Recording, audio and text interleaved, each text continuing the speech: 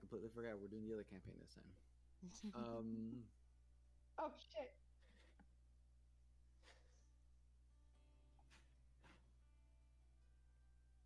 Last time,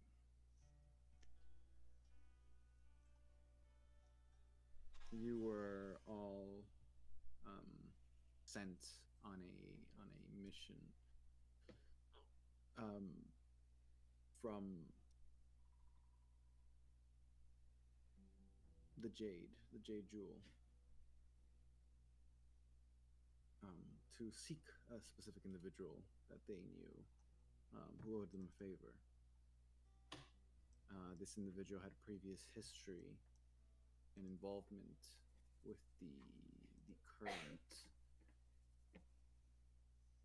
dilemma, the current issue at hand with this disease or virus of sorts that's causing conflict amongst the creatures of the realm.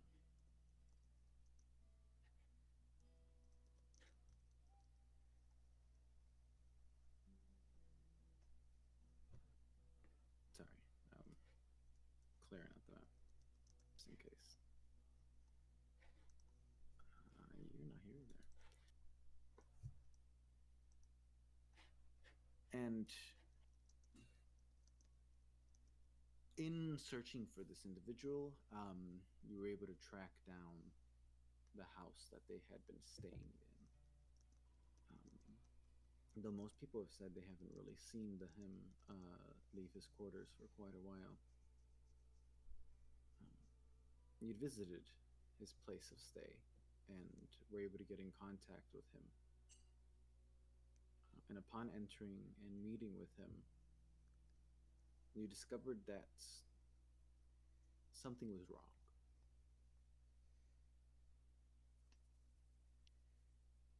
The individual who you've been sought after to look for was not in a state that he was last left in. He had aged significantly, and his form, according to his own words, changed drastically. He was embarrassed to see anyone in his current predicament, as well as a bit too prideful, and refused to leave his own quarters. But he agreed to help you. The first mission he had given you was to investigate a poacher camp nearby. He had tracked them and had been observing them for quite a while, but only for as much as he could, without getting caught and without necessarily leaving the confines of his house.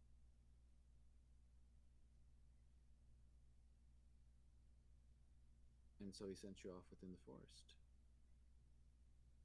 And with good tracking and not too long of time, you were able to find the encampment and discovered that the various different monsters these poachers had trapped within their encampment,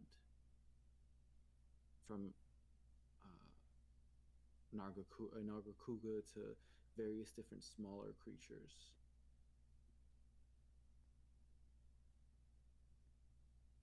You've talked amongst each other and discovered and figured out a plan to perhaps go down there and find any sort of information that may be useful to you.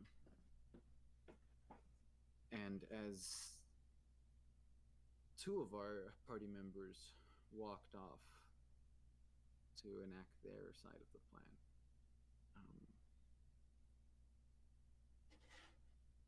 I gotta get used to your names. New characters, so it's harder. We're tricky. Yeah. And it's hard to, because similarly to Cersei and Castillo, we have two M names, Monty and Malachi. Let's go. We just like to make it confusing There's just as much there's as we just- can. There's a lot of characters. Both with southern accents. It's a lot of characters. CL stayed behind, looking over at the upper sections within the forest. And you, the last thing you saw as they left out was this thick miasma kind of creeping in from deeper within the forest. And so we're going to pick up with the infiltration squad. Good luck.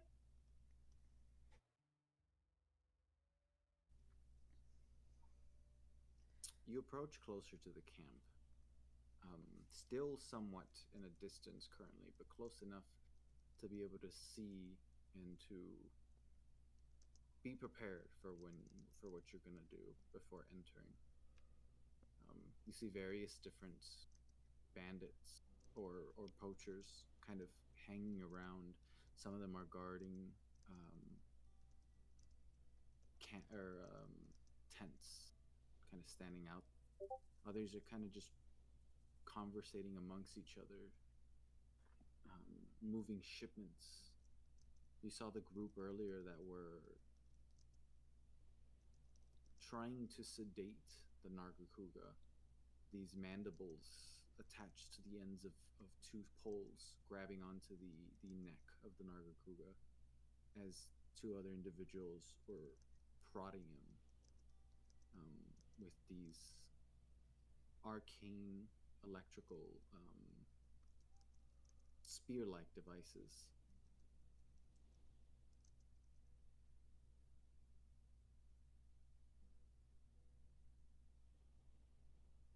What are you guys doing? Oh boy. Currently, things are in control of Monty here, considering Braylon is a rat being held by them, or at least on their shoulder. That's Oh true. no. Oh no. Okay.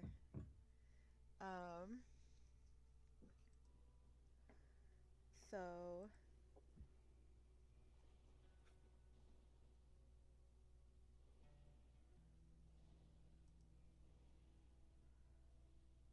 our plan was to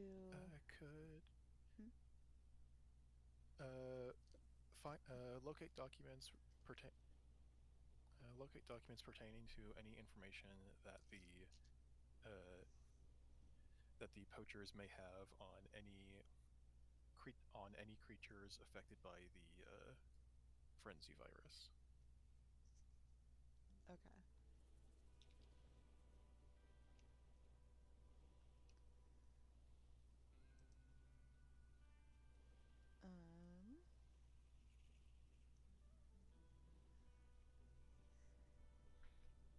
Well, I suppose we should look to see if we can find a tent that looks like main. More established than the rest. Yeah. Is this place a bunch of tents, or are there small, Were there small buildings? like ramshackle buildings? It seems to be mostly tents. There doesn't seem to be anything that looks like a building. It definitely seems to be built in almost temporary use.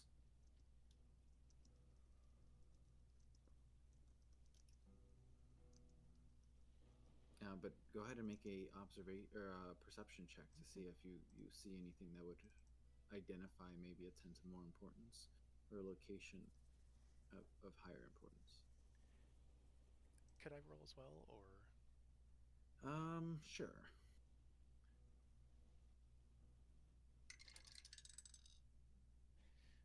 All right. Monty, come on, man. 9. It's warming up. Dirty 20.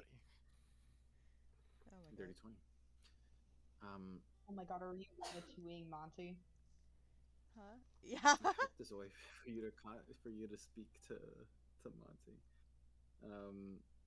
Nibble, nibble.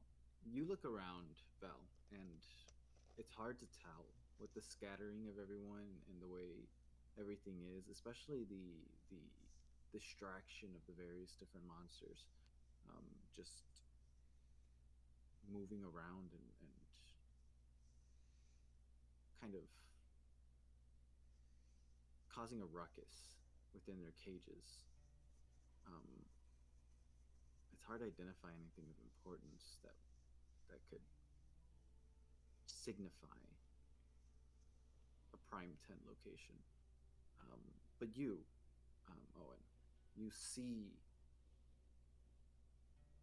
as you look across, you notice that there are bandits posted around the tents a lot.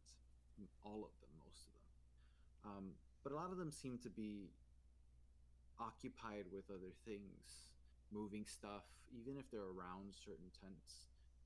Even the ones that are sitting down and look like they're somewhat guarding are kind of doing it laxly, and speaking amongst each other. Except for on the far left, there's a tent that looks somewhat identical to the rest of them.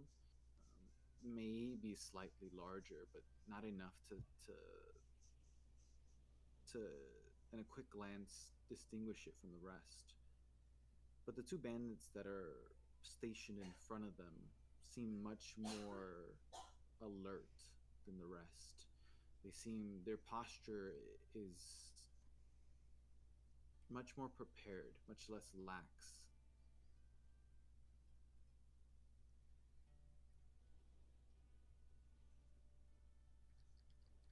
Okay. Bradlin, as a rat, is going to, as a rat on Monty's shoulder, try to angle angle Monty's head, like push it, like to looking to look at the tent that A la Bradlin sees. Ratatouille. Monty, roll animal handling. No, Bradlin, roll animal handling.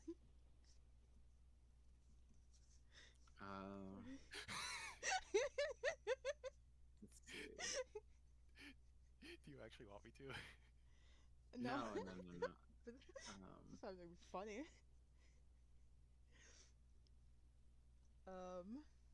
I mean, you see him do this. I don't know what you would think Monty would think of it. I mean, you're both invisible, so Monty's head would kind of just turn. That is true. Monty would just feel little rat paws on her face. Oh Like a god. horror movie. I mean, to be fair, Monty was also 5 seconds prior to this feeling little rat paws on her shoulder. Yeah.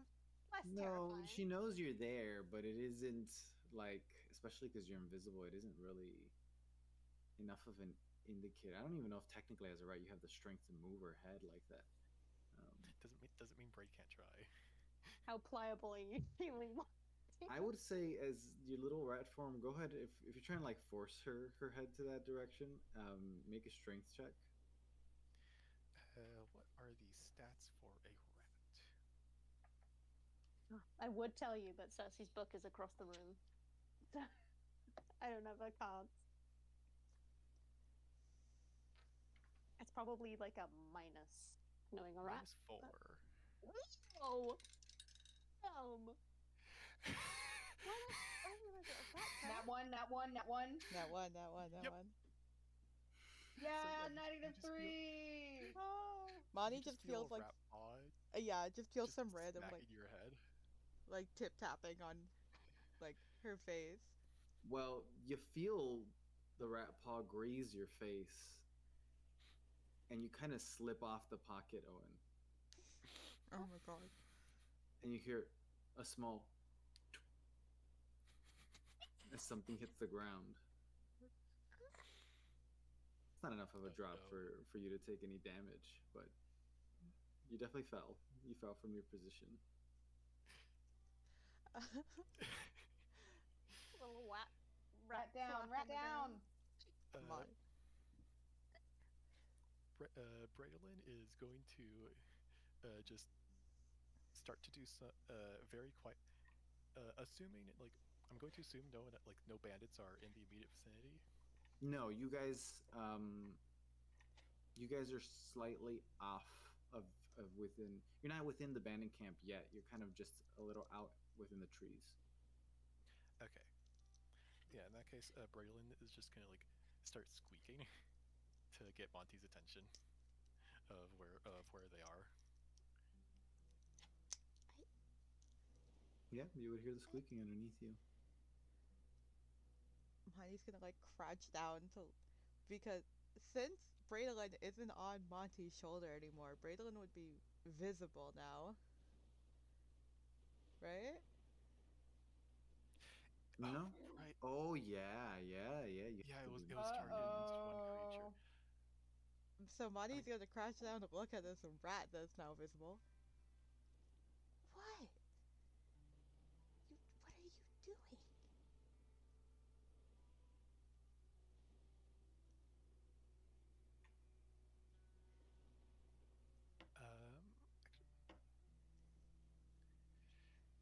Okay. Braylon is going to try is.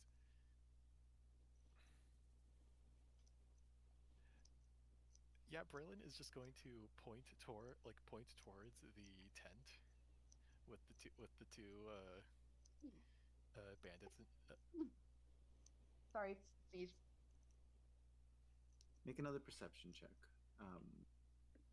Val, as he points towards the direction. Especially with his little mouse hand, it's not like he's directly telling you exactly where it is, but he's pointing towards a direction. His little mouse hand. Another perception.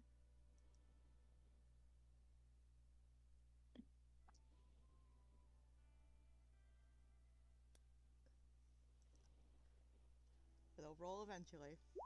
15. Yep. Yeah, 15. Sure enough, in the direction that the little rat under your feet points towards, and a funny scene currently in front of you. You do see the tent that's slightly much more the way it's placed, the way the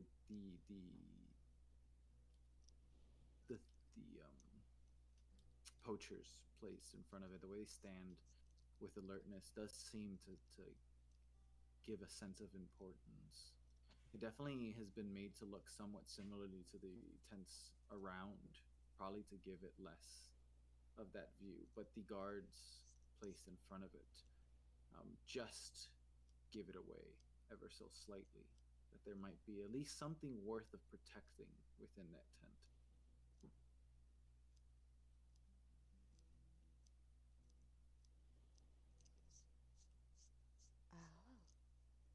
That's this. I don't know what that. What am I doing? Ah. I don't know what. I don't know why you had to get down to show me that.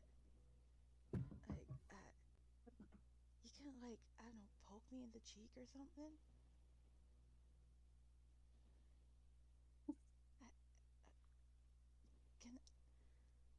I don't know how this magic works. Will you go back invisible if I pick you up? Oh shoot.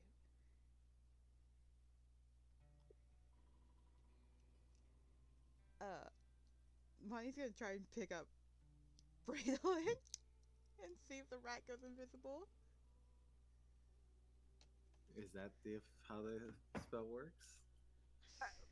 I don't know, if I'm honest. No, I don't. This is the description as written, but the way we played it with Cersei and Castilla was a little off. But Cersei never left Castilla's shoulder, so we never found out what would happen. So I guess it's your choice, Jesse. It's up to you, Jesse.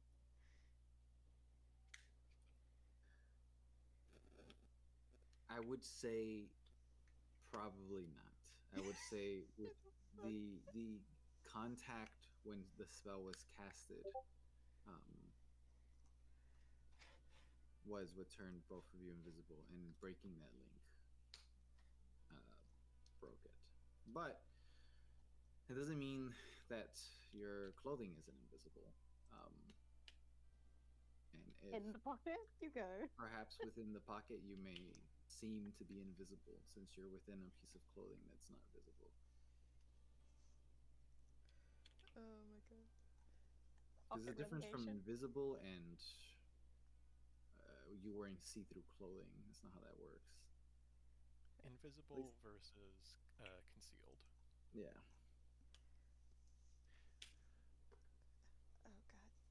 Oh god. Just a floating rat. What if, okay. Pocket? Like, puts the rat in the pocket, sees what happens. Yeah. I mean, you can. Yeah. It disappears within the pocket. Oh, thank God. Okay. This is okay. I need to stop talking.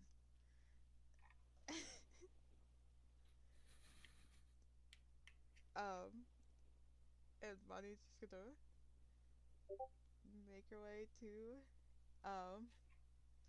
the tent that Bradlin directed her to. Yeah. Okay. Roll stealth with advantage.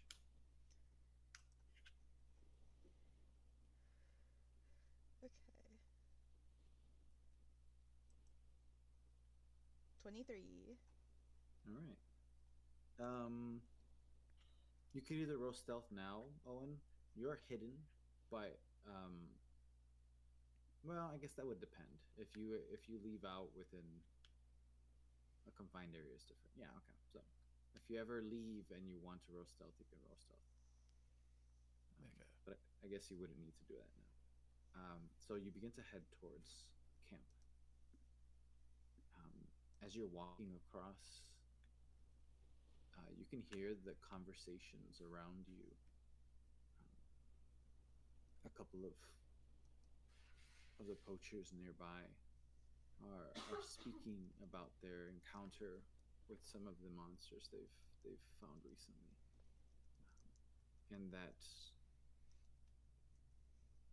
pelts and claws and teeth from some of these monsters are going to pay a pretty penny. You hear others speak about the Nargacuga, and that two individuals, as they talk amongst each other. Yeah,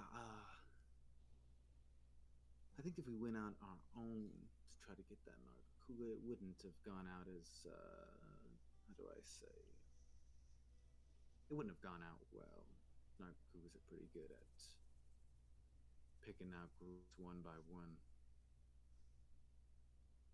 And the other guy responds, yeah, it's a good thing we had the boss around. His failsafe always seems to come in handy with these things. You notice the Nargacuga itself as well. Now at this point, kind of sedated,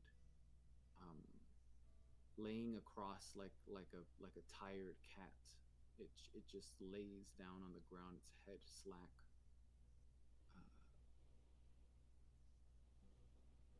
You notice around its neck these large gashes. Just peeking out of the mandibles holding it down. They're big enough to where you can see where they begin and the end, and most of it is within where the mandible area is. But you can physically see the miasma kind of surrounding the wounded area.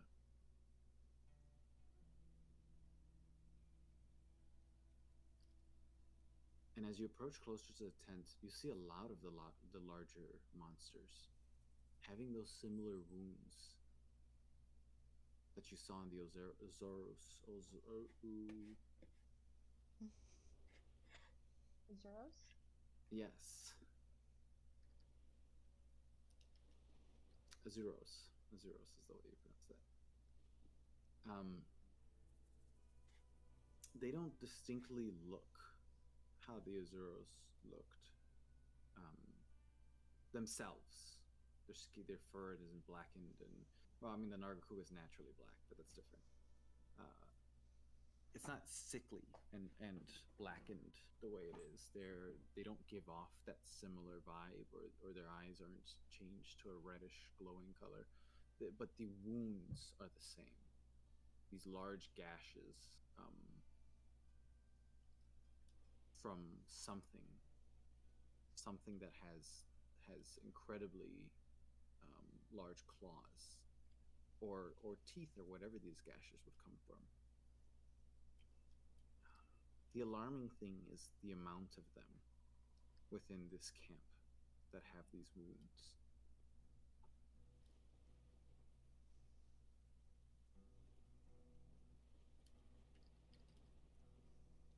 And you approach the tent. These two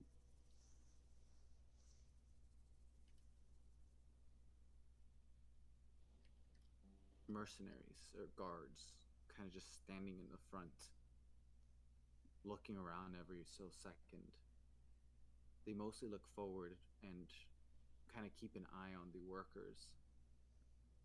And every so often, they kind of turn their heads to look on their left and their right.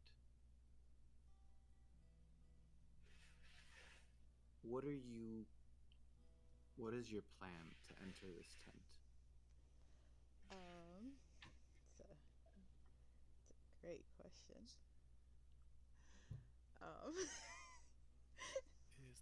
Is the entrance blocked by like tent flaps or? Yes. Uh-oh. The tent flaps are closed within the entryway. This tent specifically kind of has a little bit of a it extends a bit, the entryway. It's not just directly it's not directly aligned with the rest of the tent. It extends a little forward.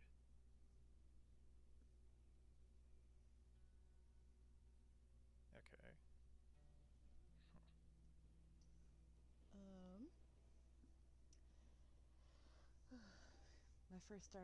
My first thought is to start opening cages. But I feel like that's a bad idea. But also a really funny one.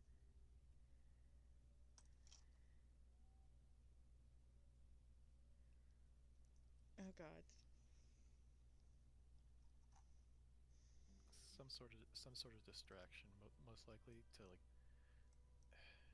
get a minor distraction to get possibly one guard out of the way.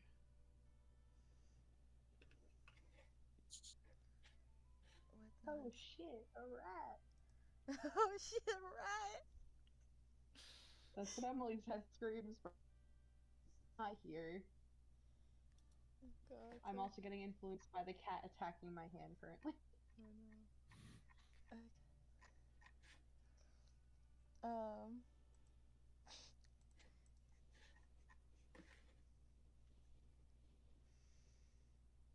You know what? Just letting Braid loose and letting Braid loose might be enough of a distraction. Send Braid Fall off on to its foot. start opening cages. I was more thinking that Braylon could like try like crawl up one of the guy's legs. Oh my God. Yes, Don't take yes, damage. Yeah, it could take damage and get reverted back to human form, but that would be a pretty fucking funny sight. Some guy, like a guard, like trying to get a rat under his a rat that's like gone up his pants or some shit like that. There's squirrels in my pants. All left in use and verb. Currently, Braid is just in Monty's pocket, so if Braid wants to crawl out and do that, Bonnie has no way to stop you.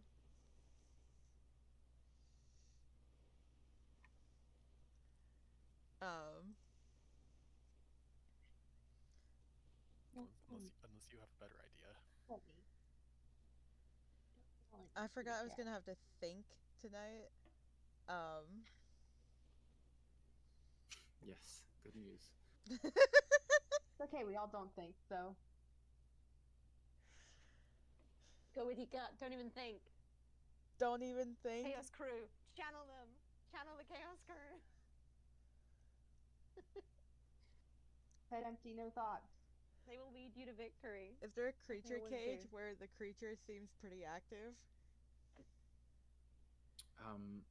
To your right, in the nearest cage, um, though it's been placed inside the cage, and it seems like there was attempts to sedate it, um, there is one animal, fairly large, around the size of the Azuros, but on its forelegs.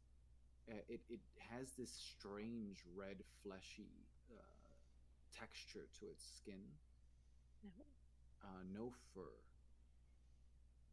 Its tail, its body's completely red until you get to the points of its tail, where the ends of its tail kind of look more like a stone coloration to it, like a gray.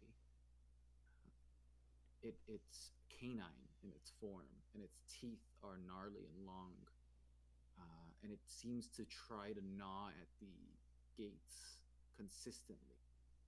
There seems to be a restlessness to this animal as it kind of rushes back and forth. It seems very active.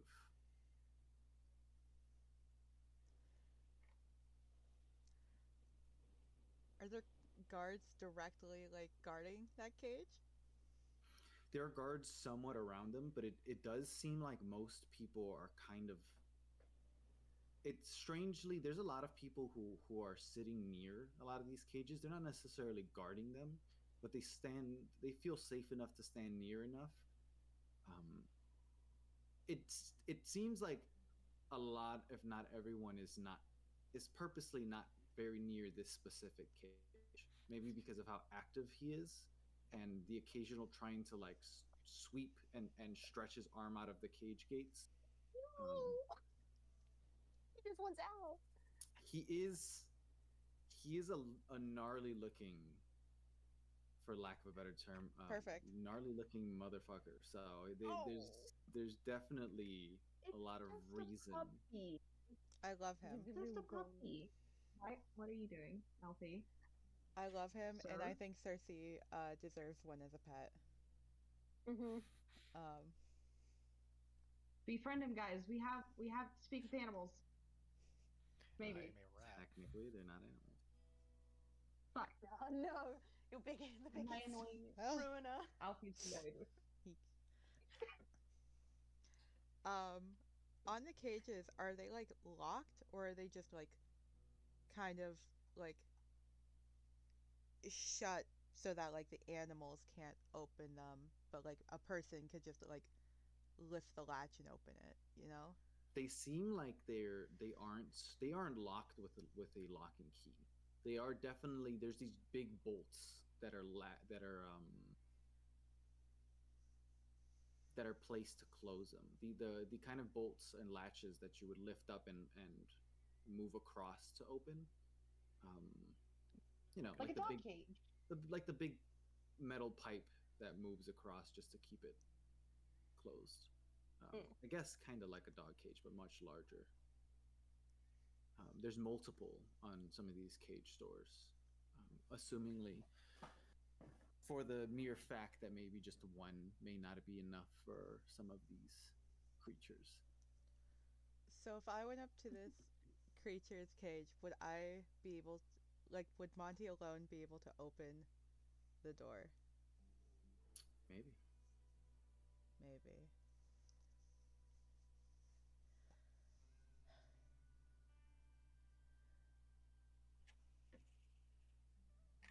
Well, by just like looking at it, would Monty be able to like lift up one of the bars and just kind of like pull it open, or is it like one of those things where it like requires two people on each side?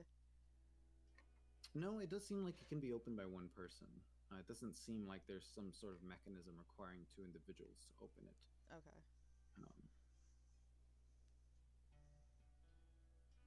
Um.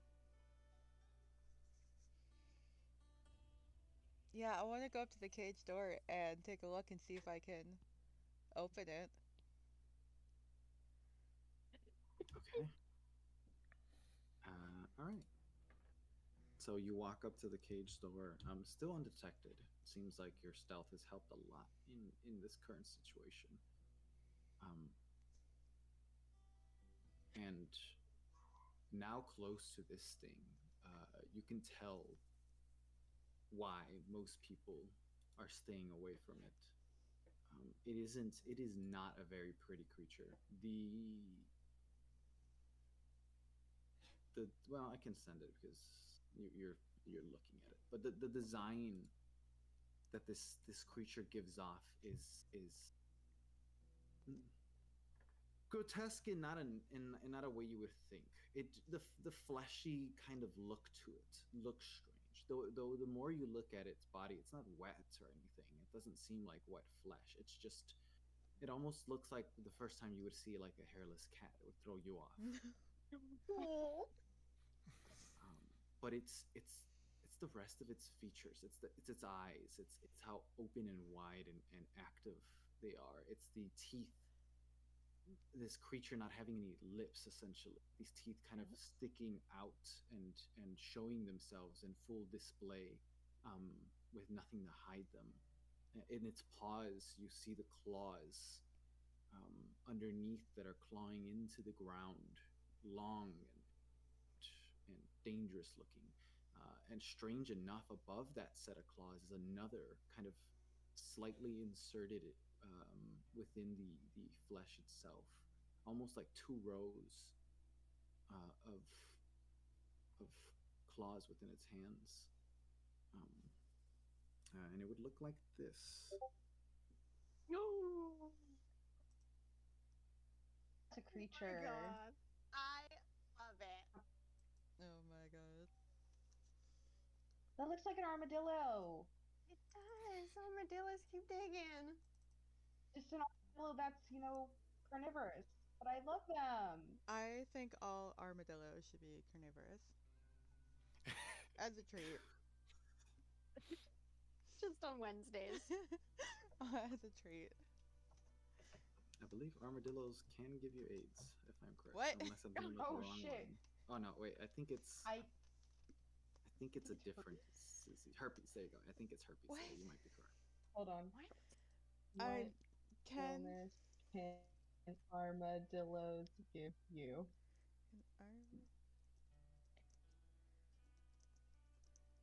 Leprosy. Leprosy. Armadillos There give you you go. AIDS. Leprosy. Can this guy give you leprosy? I Fantasy don't leprosy? know, but he can He do can some give you nasty some? trouble. Am I gonna get leprosy from this guy? Fantasy leprosy. What do I roll for leprosy? Oh, Con save. fantasy cancer in the previous Probably. game, and then now this. We have severe leprosy. We've solved it. You grab onto the latch and you lift it up. The metal kind of creaks very little, but it moves. Oh. And the latch lifts up, and you kind of, if you want to open it, you move it to the right, taking the iron, almost pipe section of it away from the other piece of metal that's keeping it closed. Perfect, I'm opening it. All right, you open it, and the door kind of slowly lifts open, and bless you. Please tell me, Vel, your next move is to get the Bless you. fuck out of there. Oh well, hopefully I'm gonna You be behind the door so the creature doesn't go for me. Immediately. You You are as invisible. you open it and you see the door open slightly with a slight creak it gives out. Amongst the rain and the conversation, it doesn't seem to catch anyone's attention. Ah. But you do see the head kind of turn, Oh shit. and it begins to sniff in the air. Yeah. Your boy. Your boy. Release the boy. It walks. We have a new pet. These claws kind of hitting the ground as it approaches the doorway. And it moves it ever so slightly. And at the realization that its cage is open, you see it rush out in a rapid speed. The immediate rush of it leaving out, you see the heads kind of turn over as they see, and they're like, "How did the Otogoran?" And instantly, as it lifts and jumps up, one of the poachers is immediately pinned down. The Otogoran's head perfectly clamping onto his, snapping, shut closed, almost effortlessly, ripping its head out. And immediate panic, everyone kind of lifts up and grabs their equipment. Oh, the music stopped, but oh well. And begins to approach the Otogoran as you have this moment.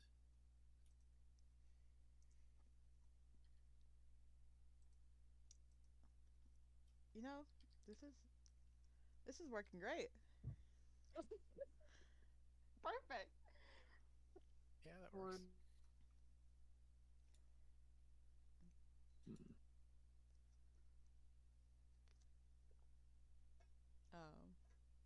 Now hopefully it doesn't try and eat me next. Yeah. There's so many visible people that it could eat. Why would it bother? Yeah. You hope. I'm going into a tent immediately. Like, bro, go eat the people trying to kill you, not me. I let you out. I opened the door and let you do this, okay? I just want to try and find some papers with some weird, like, things in them. Yeah, poor Phil. His head just got snapped straight out. I feel no pity Phil. for him. Shouldn't have been a hunter. Should have went for poaching. Should have picked a different career. We'll listen to mom. She'll listen to mom and become a doctor.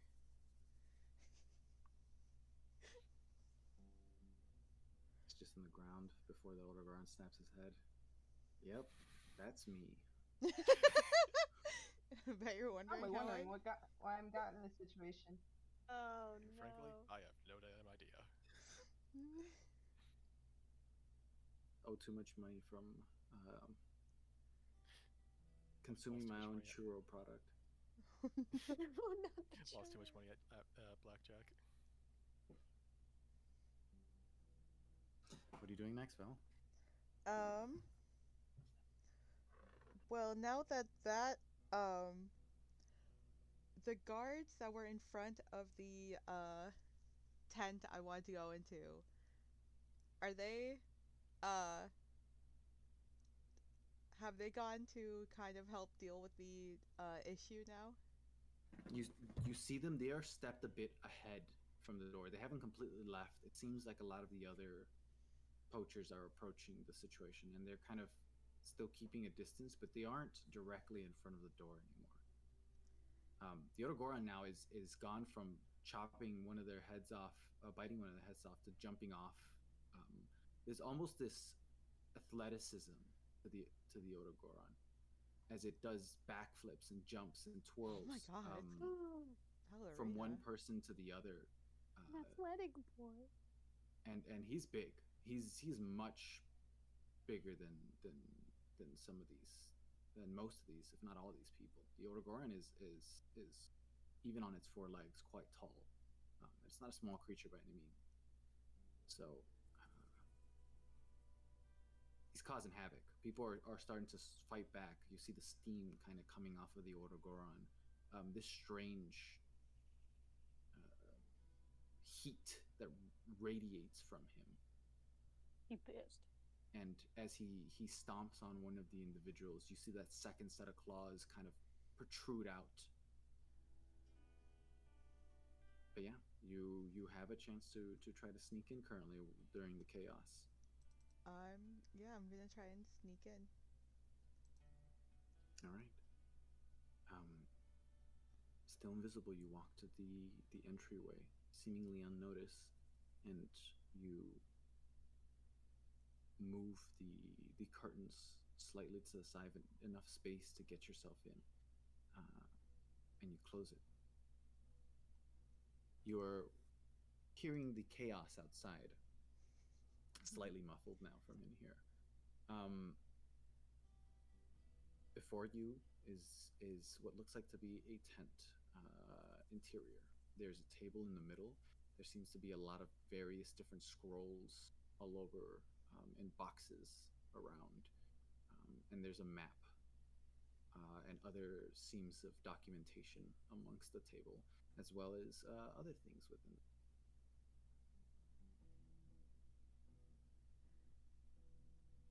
Oh, good. Papers. I can read.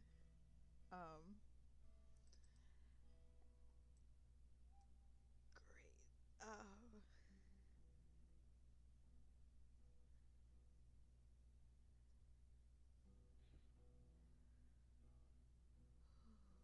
Okay.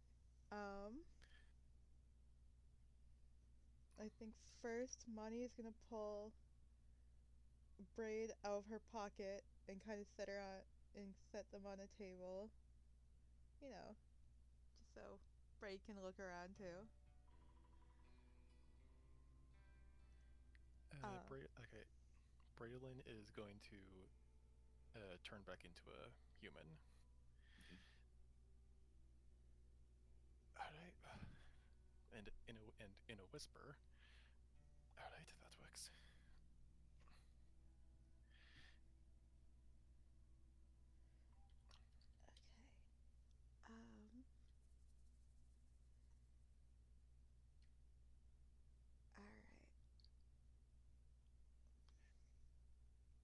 Time to start looking. I do suppose, yeah. I need you each to make an investigation or perception of your choosing, and depending on your role, that will determine what you find within this moment. You're still, you would know that you don't have an infinite amount of time in here. There's a ruckus at hand, and it does seem to be quite a big one, according to the monster you chose to release. But at any moment, the situation can be handled and everything can go back to normal. I should have opened the second page.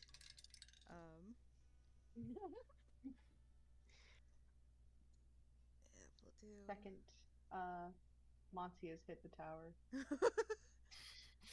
We'll do perception. 10. Yeah, that is an 18 for What did you- perception.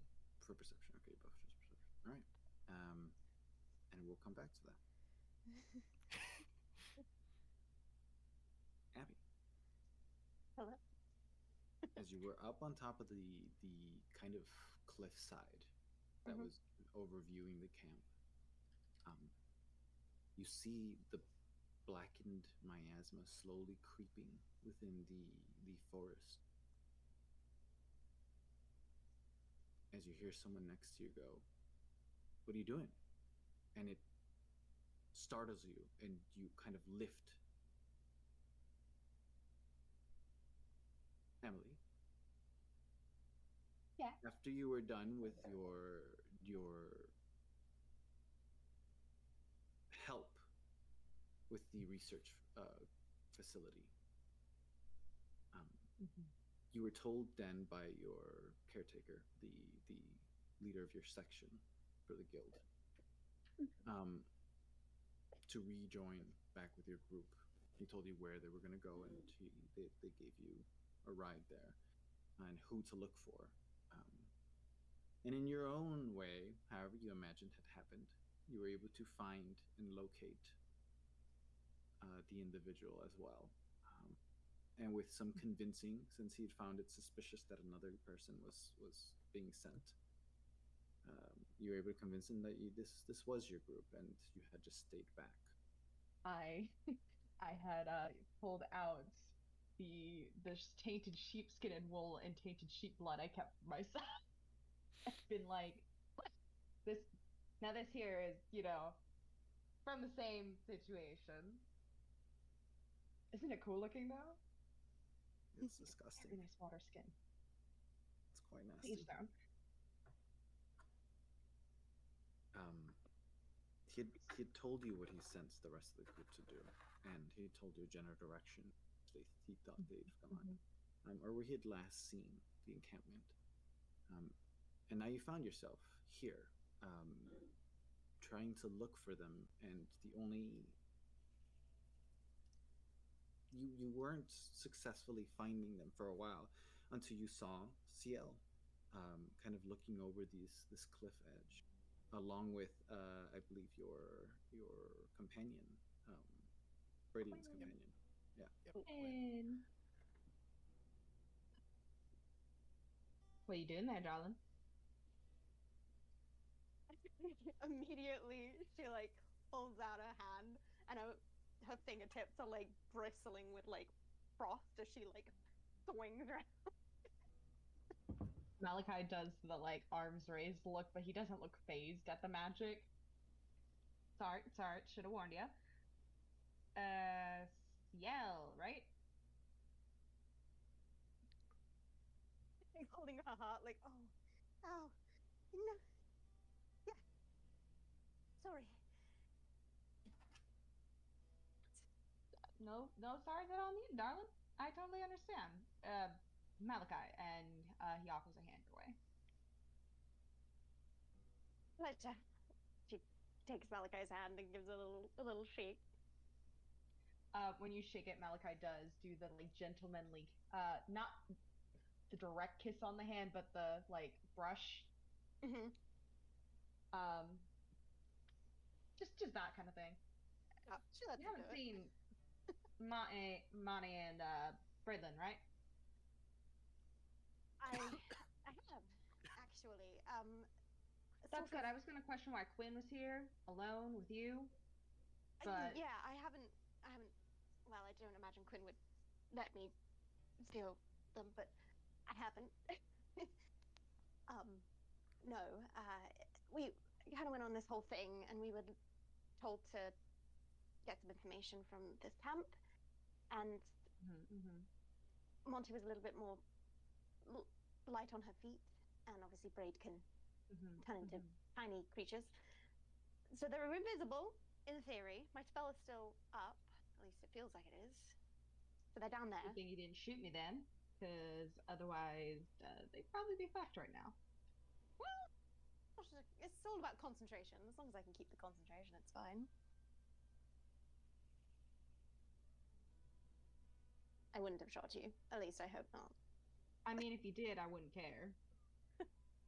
Good to know you're defensive, but then again, I've never been shot by magic. That would be an interesting thing to study. You've never had a spell targeted at you? Well, not like that kind, and like gestures to your hands in a weird way. I mean, I've been shot in a sense of like that fireball, and then I've been shot with an arrow and a bullet, and I've had. I don't want to say worse, but I've never. How about later you just shoot me, okay? Well, it's not exactly where I thought. Not to kill, but First time meeting someone and they ask you to shoot them with an ice spell. oh, an ice spell. Yeah, no, never felt that. Oh my goodness. Ciel's kind of just like a little flustered, but in that kind of sense of like, I don't know what to do. I don't know how to handle this situation.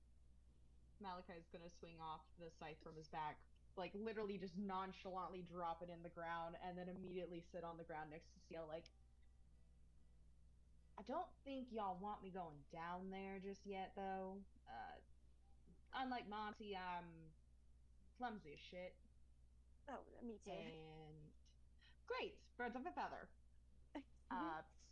No, I drop things a lot, and my gangly ass cannot keep still. So they can do the stealth mission. Oh yeah, but I mean, hopefully it doesn't. Hopefully it's going well. I mean, they were supposed to get some sort of some notes of some description, so hopefully they sort of know roughly what they're looking for. I've not really worked with, well, as you know, any of you, so I don't really know your. As Jesse, you do I say know that, the fact that they don't know how to read? you worked with them long enough to unless she's kept No. it hidden, you would know that. Mani is functionally illiterate, so you would not know that she can't read. I will not make my next statement. As you say that, Ciel, you look Oh, and over I hope it's going well. the ledge again, and you see now the large red fleshy canine like monster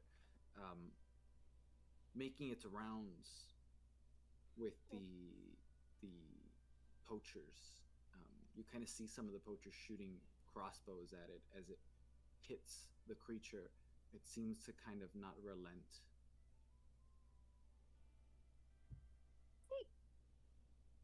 That was an idea that was posited. I'm not entirely sure if that was the first go-to or not. Oh, that thing? Uh-huh. I'm gonna assume Monty was the one to let him out. Probably Monty. Hopefully it's a good sign. Hopefully it's a positive distraction and not a last-ditch effort to not die. I mean, I wouldn't release that thing if I wasn't trying to not die. Because that thing would probably kill my ass first. So knowing Monty probably was more of a first-ditch effort than a last-ditch effort. That's positive, hopefully? Maybe? I'd say so. Then yes, let's take it as that. Let's take it as positive. I prefer positive than not. You notice something else. Most, if not everyone, is kind of on the closer towards the back end of the encampment, dealing with this situation. And that's why you notice the one individual that's now walking from out of the forest into the encampment. They seem to have these poachers kind of have not necessarily a uniform. They have various different pieces of armors, but they have this coloration and insignia passed around with each other. It's this deep purplish coloration that they carry. If it's not just an armband or a scar or a head bandana or something, that color seems to persist.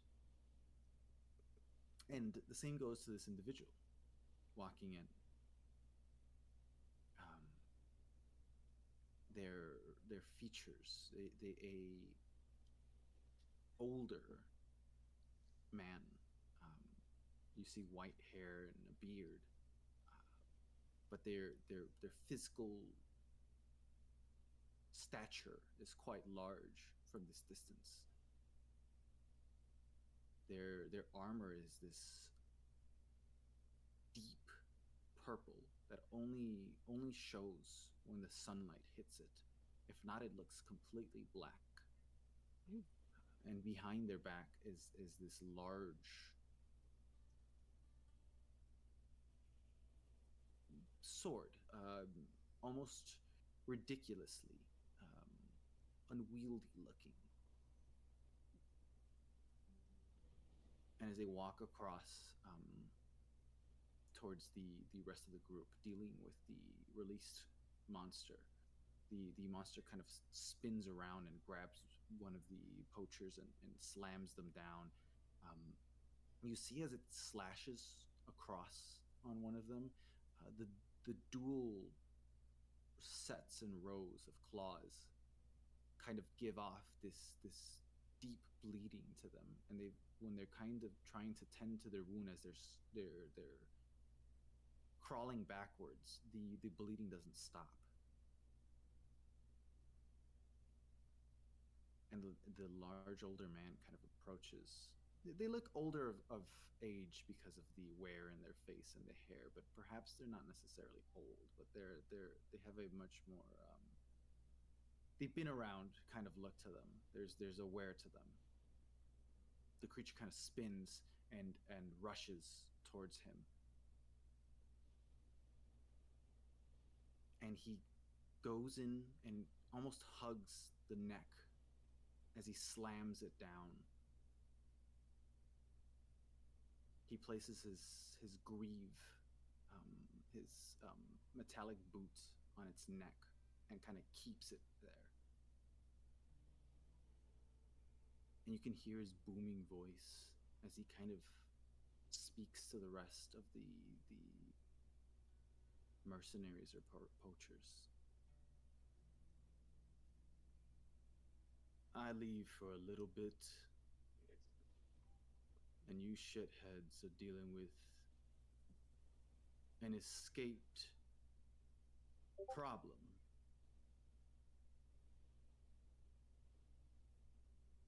And everyone kind of quiets. You don't really hear much conversation. Everyone just kind of goes dead silence as it comes in.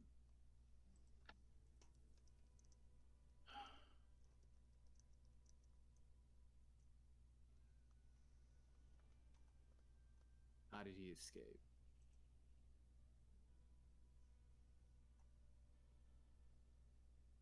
And the rest of the mercenaries, you can't really hear what they're saying. His voice is just loud. It carries.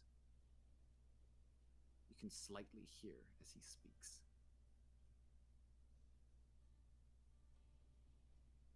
And within a few minutes, you see him pull this with one arm, the large, unwieldy blade on its back, and snap, just plummets it, lobbing the head off of the creature.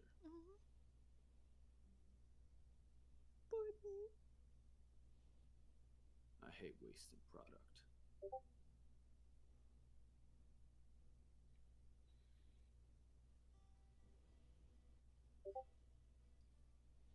We come back to you guys within the camp before this transpires. So, it was a 10 and 18, I believe. Yep, sounds about right. Yeah. Vel, you find what you see before you is the map ahead of you. On the table itself, there seems to be a map of the continent, the dual continents. And around, there seems to be pins kind of placed in various different locations. Let me pull up the map to remember exactly which locations.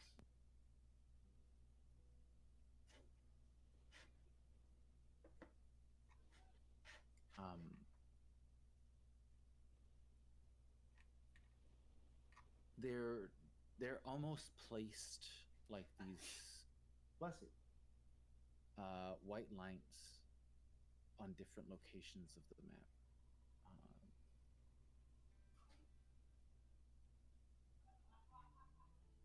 There are a lot of them placed in the upper regions, almost in a triangle formation. There's one within the Lakes of Spires nearby. And some of these parts of the map you recognize. The swirls and the vortexes within the sea are well known. People don't really know how they've come to be. But as long as people have known or have lived or recorded within these lands, they were there. They don't seem to do much other than deny access to these locations. Well, advise to not be, since these vortexes can sink ships quite easily. So those don't throw you off, but the ones in the mainland, the markings within the mainlands, mostly within the upper continent where you guys are the ones that kind of throw you off, because if they are spires like the others, then they're not very well known.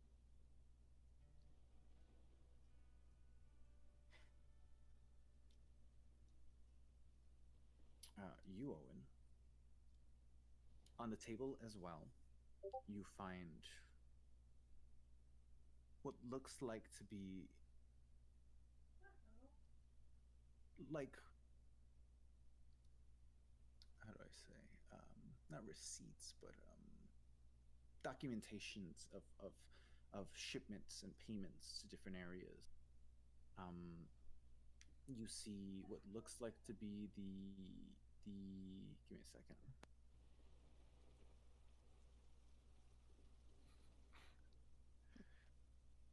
You see I'll be completely honest. I do not think the details of the papers. I do not think matter, because Braylon would not understand them regardless.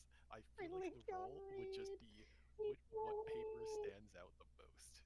And either way, It's got a lot of information on it. Because Braylon, I feel like is just.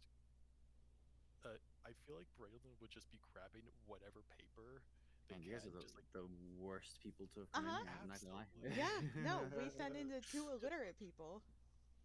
Like, I imagine Braylon is just like hearing the commotion outside and just going like, yeah, all right, just grab that, grab that, grab that, grab that, grab that. Why not? Why not? That looks good. Yeah. That's a pencil. I mean, why not? it seems like most of the papers within the table seem of importance with what you've seen.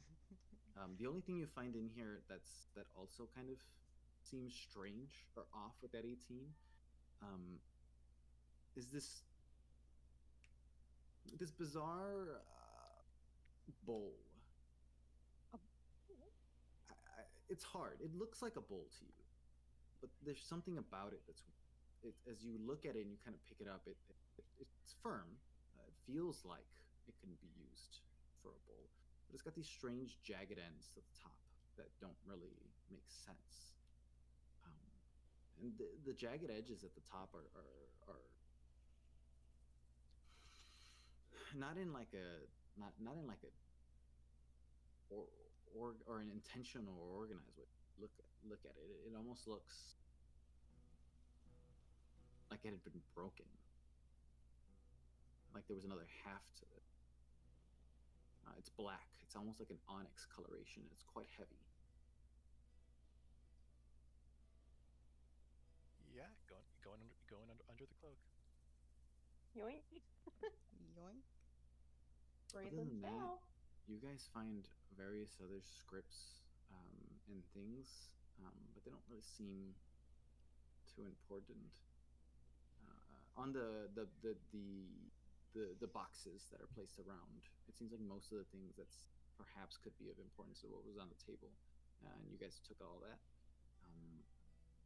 There is what seems like to be a small lockbox as well that you find, kind of with the 18 kind of tucked away behind some of the boxes.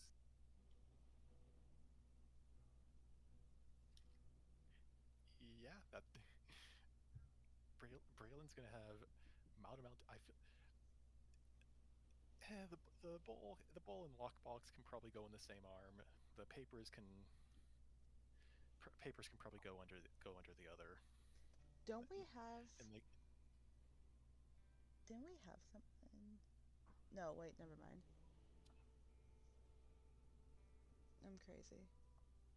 Malachi has a bag of holding, but unfortunately he's not present. Alright. If you wild shape with stuff in your pockets, it merges into you anyway. yeah, bag of holding in the form of Braylon turning into a mouse, and all that stuff somehow. The form of a mouse. Pray to God you're not caught, because it's just gonna turn into tink tink tink, tink as everything just falls out. You poof back into a person and a bunch of lock boxes. You're like, ugh. As you gather the final things in the room, you hear the silence outside.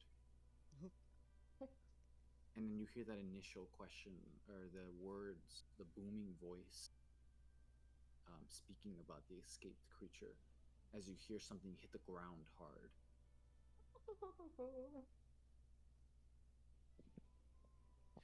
All right, that sounds like that sounds like us time to leave. Yep. Wherever you are, wherever you are, follow the rat. And Braylon is going to use her second wild shape to turn into a rat and scurry out of the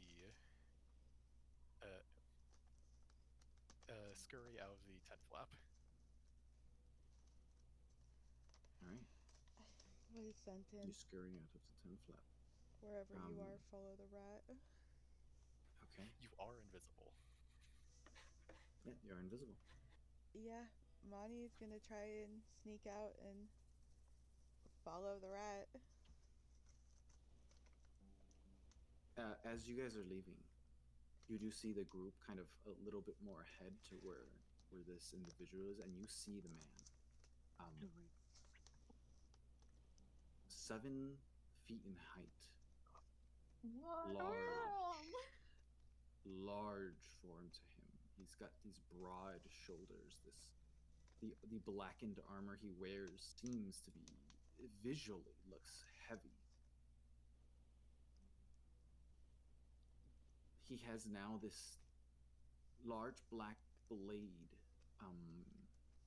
this bastard sword almost, but huge, ridiculously huge, slammed into the ground as you see the creature's head lobbed off onto the other end.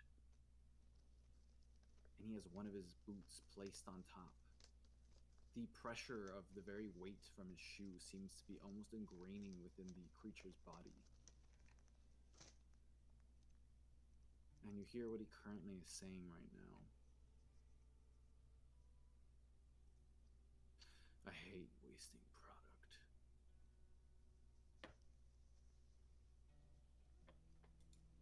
All of you, get your shit. We're packing up and we're leaving. Uh-oh. Oh. We have another location too. And you see him stop in his words. Oh no. Run. That's Run. never good. Run. That's never good. His head lifts up and he kind of starts sniffing. Fuck. And he looks around. And Pocket sand. as you're beginning to leave, you notice one last thing. He has a patch. One of his eyes seems to be missing with a patch over. No. And his other eye is this deep red. No iris. Oh. Just red. A ball of red in one eye. Oh shit. This guy's gonna kill us. No, that's fine.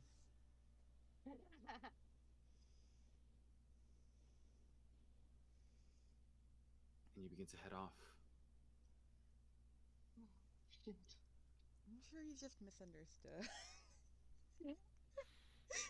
Smelled someone's cooking bacon. That's all it was. You just hear the chef in the background slowly flipping the pan so it doesn't burn. I am amazed he would be able to smell anything considering the rain. Yeah, maybe it's obscuring him. Well, that's possibly why he didn't catch you immediately. He Get knew the you were fuck there. out of Dodge. I smell city folk. I smell it, not rat.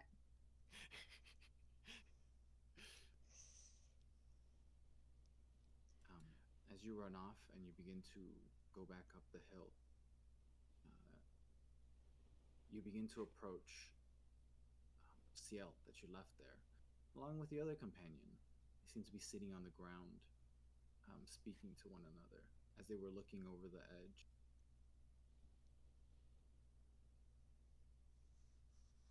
Malachi's probably smoking. Nothing fancy. It's literally he just has his pipe out and is smoking. Presumably, where they're sitting is relatively a dry patch from the rain. Yeah, they're under a tree, multiple trees. It does seem to be somewhat dry. All right. Braylon is going to go into the clearing. Turn back into a human. All right, we got a bunch of papers, a weird bowl, and a box with a lock on it. Ooh, gimme. Malachi is reaching for the papers. I don't exactly know the importance of them. It's just a bunch of ink. Who's writing on here, darling? Writing? Words. Words. Sorry, I just took a bite of food. There's words on them. Oh, yeah. Important words. I- The man. I dispel the invisibility so we can see Monty now. Now that I hear Monty's voice, I'm like safe and sound. As much as I'd love to tell you what's on here right away, we should probably get the fuck out of here. Yeah. Might be. Also, I kind of left my bag of holding behind. I didn't realize that. So it's currently at your old man's house. The old man's house. Emily forgot his name. Malachi wouldn't have remembered his name. He told us. Yeah. Diddy. Diddy, yes. Literally. Not that other one. Like the letter D followed by the letter D. Not Yes. JJ, as I've written in my notes for the J Jaw. Didi. JJ and Didi. Not Diddy, all right? Oh my god. Yeah. That's what I accidentally said at first. We're not at Diddy's house over here. No, we're not. Oh my god. I need you to steal the lube back. No. Ooh. Okay, so should we just head somewhere a bit safer or straight back to safety? Probably wouldn't hate to lay low a bit, but we really should. Here, Not be here. I know I joked about you shooting me, Ciel, but I don't want to get stabbed today. What? Don't worry about it. It's yeah. I dared her to do something. All right. Braylon is going to go over to Quinn and store the lockbox and bowl, where on the bag on the pouches on Quinn. Braidlin, as you turn over to look to Quinn, What did you do to the boy? you see Quinn kind of struggling to keep himself up. As you now notice around you, this almost like a fog, this blackened miasma covering the ground. I need all of you to make a Constitution saving throw. Oh no. Yeah, Captain. Is it a poison? Technically not. Okay. That's a nat 1. Dirty 20. Nice. You saved me. The weed. Constitution. It cleared my lungs. Yay! 7. Fuck! Monty spoke the candy too hard earlier. Should I roll one for Quinn as well? I'm writing that Quinn is already kind of affected. All right. Quinn's been sitting here for a while. you see your companion Ciel and Emily. I gotta remember all your Malachi. Malachi. Malachi. You you both kind of shrug it off and you stand. This feeling, this I think for Malachi, feeling is somewhat similar, familiar. Poison adjacent. Poison, poison, poison, poison. And Ciel, you kind of feel strange sensation, but you shrug it off as well. But you see your two other companions kind of hit the ground. Mm. They're still awake, but they're kind of struggling to get themselves up. And you see a glow pulsing within the forest. A deep purple.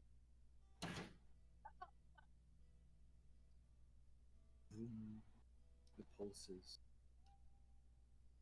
And every so often it pulses. You see it growing, getting closer. All right, we don't have time for this. How do I have 12 seconds?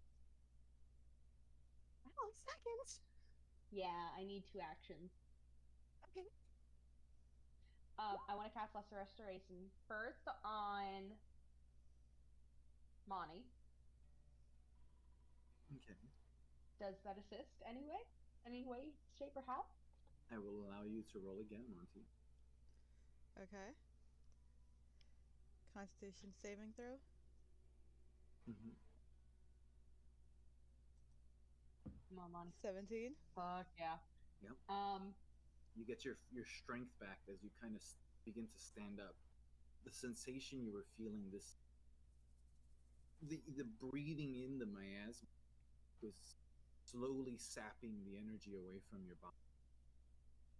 As you kind of cough it out, you kind of cough out thick amounts of this miasma.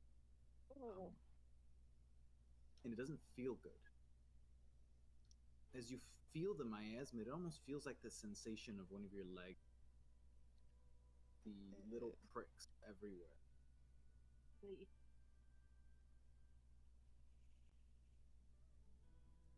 All right, ladies, who do you think you can carry better, Braylon or Quinn?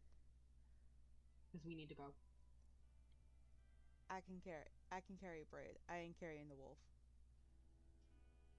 I would like to cast Lesser Restoration on Quinn. All right. Because it's Go either the ahead wolf and or Braid. So, roll again, Quinn. come on, Quinn, you can do it.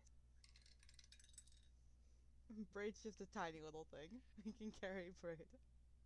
Malachi could probably carry Braid. That is an 11 plus 2, so 13. 13. Just Just succeeds or as you just get your fails? just succeeds as you gain Oh, your God. strength back. How much does Braid weigh? Braylon weighs a good old 82 pounds. Do I need to roll to see if I can carry him? We're just such weaklings. Yeah, sure. Roll a strength check. I will say that Okay. it's gonna cut your movement in half carrying someone else. Yeah. I will say there is We a have wonderful option for. Quinn is Quinn, up. shit. You're right. You're right. You're right. You're right. Put her on the wolf. Quinn is used to carrying Braid. Quickly get Braidlin on there. And I'll scoop up any of the items that fell, like the bowl and the lockbox. Is that what it was? Yeah. Yep. Lego.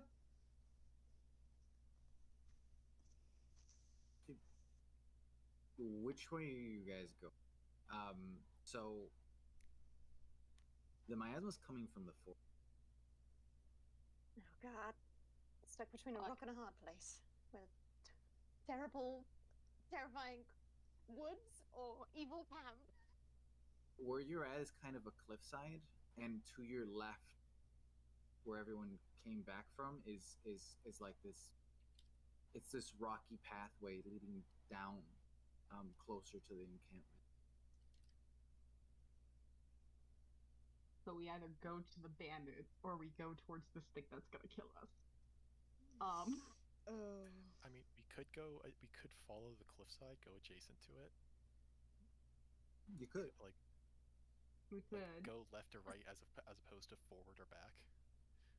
Does it look traversable, like enough for us to walk reasonably safely, considering we've got a wolf carrying an unconscious person? Well, not unconscious, but not doing so hot.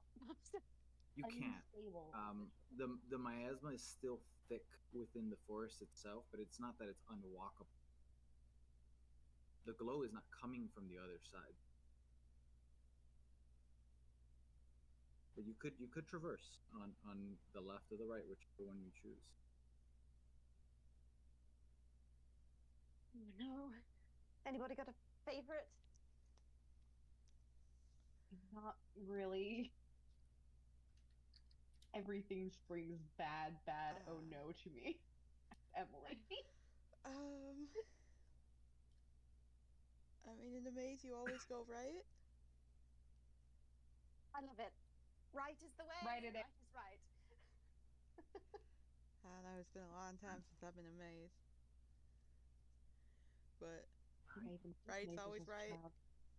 Right's always right. Begin to book it right. In another life, I feel like I was in a maze quite recently, actually.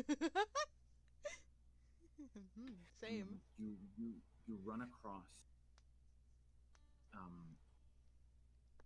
rushing to the furthest you can before you start entering the wood.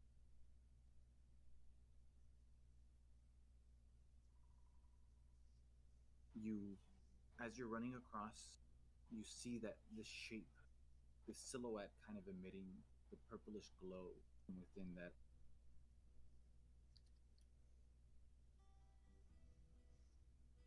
A strange sight. The miasma thickened from that area. Almost this creature, almost walking like a proud tiger. Sarah? You can barely see it as you begin to run off, and you run into the forest on the other end. And we're gonna take a 10-minute break. Hot damn. Oh, shit. Oh my god. What a way if we died, like, right then. It would have been kind of funny to have a TVK this early. Just some miasma. Like, sorry, guys. I took you out. I'm so curious, because if we did get taken out by this thing, is this thing gonna kill us, or would we be found by the bandits? You know, holding all their stolen shit. Some lockboxes, got some bowls with decorative things on it. We've just all So their we can all agree documents. the bowl's cursed, correct? Bowl's cursed. The bowl is cursed, in my opinion. Oh, yeah, 100%. for sure. I feel it's probably like just a part of a magical item, honestly. We're gonna bring it back Or to Didi, and bullshit. he's gonna know exactly what it is. They're not as a wizard. I now have identify. Holy shit. Also, Oh I'm my so glad God. my... I'm Geekta now. I have a lot of useful spells. You know what scared me really quickly? I was like, wow, we need somebody to heal these guys. And I was like, oh shit, I'm the healer. That's me. Oh shit, that's me! I'm not normally a healer. I usually do damage. I don't heal. But I was smart enough to go, lesser restoration might be useful for our first few sessions instead of, gentle repose. That's so funny. We're all having like out of body experiences where we're like, oh, hey, I do that. My spell thing. Oh, that's funny. Oh no. Braylon, I do feel Braylon is also. I feel like honestly, like 3/4 of our party is like half healers. Honestly, I think we've learned from Kaleidoscope. Donna would rely on your druid who's too busy setting people on fire.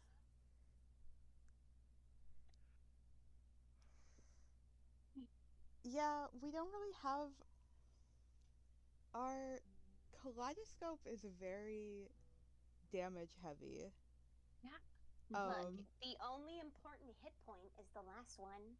You're I don't need to keep you up the whole time. God. so fucking right. Truer words have never been spoken by Cersei. You're not dead until you're dead. Yeah. And God, Malachi would love Cersei and Spiss so much. You just wait till they're low enough, and then you go, okay, mass cure wounds for everyone. Listen, as You're long as welcome. they die first, you're fine. We say Exactly. winning. You don't need a healing spell if they're already dead. True.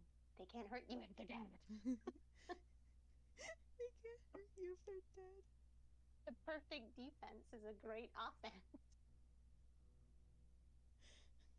Oh, no wonder that the kaleidoscope have lived as long as they have. Miracle.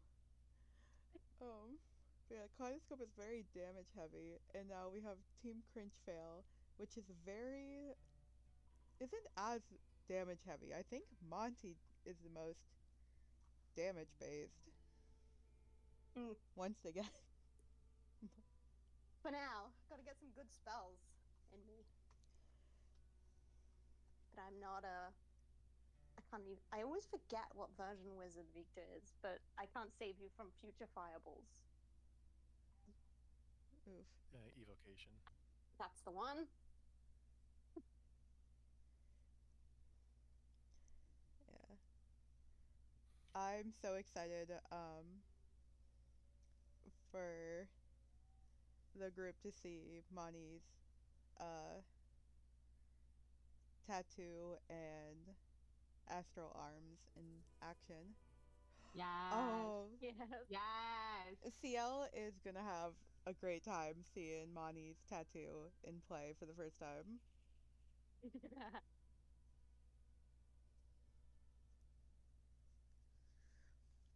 And if she gets to study it. Like, let me look at your arm. Magical tattoo, yes or no? Yeah, it's a magical tattoo. Yes. Me Does too. anyone like a dog break? Hmm? Hold on. Dog. Dog. Us kidding. It's Rowan. Dog break. Come on. Come on. Come on. Dog. I'm gonna quickly Okay. fill my drink Good up, but then dog. I'll be back for dog break. Good dog. Okay. Okay. Crackhead.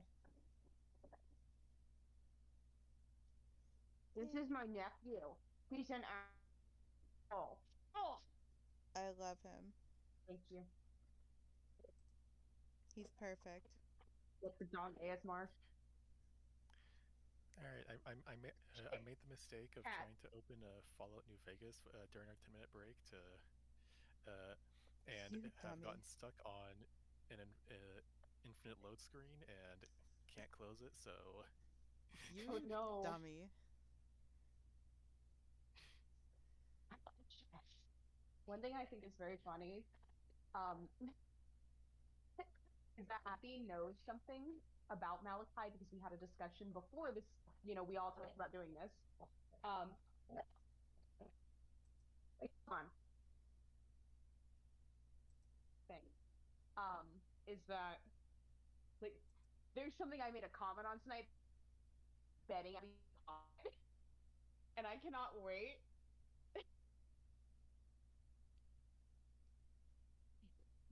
You cut out a little bit. What'd you say? Okay. Sorry, Rowan's going crazy. I said Abby knows some things about Malachi because we had a discussion about art fight this year in Malachi, and Oh. and I made a comment that I think Abby caught on to, but I don't think anybody else did. Oh my god. So I'm very curious. I'm like, I want to know everybody's lore right now, but we can't. I have lore of Monty lore that I need to type up and send to Jesse for approval. I legit I have brain rotted about Malachi all fucking week. Jesse, expect a goddamn Google Doc at some point. Um, I'm gonna restart my PC here quick to get out of this. Be right back. Have Uh-oh. fun. New Vegas, everyone. Yippee. But Owen and I got talking about like our backgrounds and stuff. And oh my god, I don't wanna spoil anything because it'd be so much funnier to reveal it in game.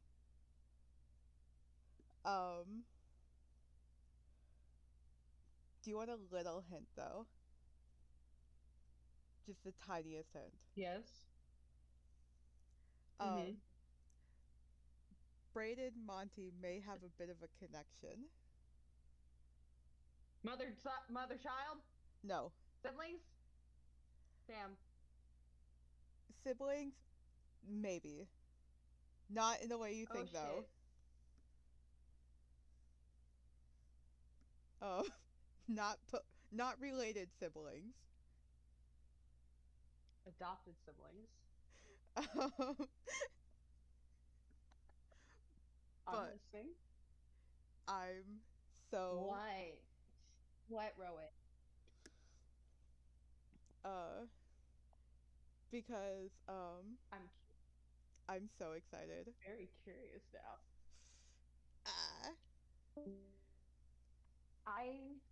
I'm so curious if anyone caught on to the line I made based on a comment I made.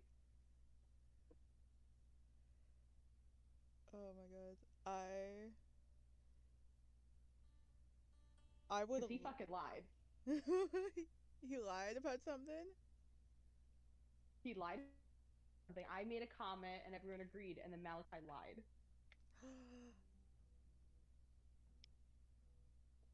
When did he lie? I don't know, but also I'm taking Rowan out, so if my microphone cuts out, I apologize. Oh no. Go potty. Malachi secretly is working for the BBEG. Oh my god. It's like Spiss all over again. Oh no.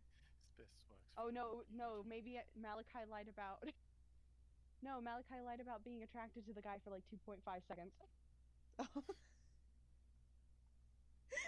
I'm being stalked by the goddamn cat. I'm being watched through the window, god damn it. Alfred. He knows. He knows everything. Evil. Come on, Rowan. But yeah, I really hope you guys figure out the lie. Cause it's a little like white lie, but it does hint towards things. Just gonna go over the recordings and just like take and look at literally everything Malachi has said and just like, is this a lie? Is this a lie? I will say it happened this session, if anything. This session? This session, he lied. Oh. What? Hi, Abby. Hi.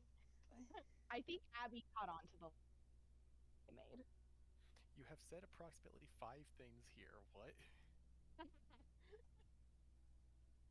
Yeah.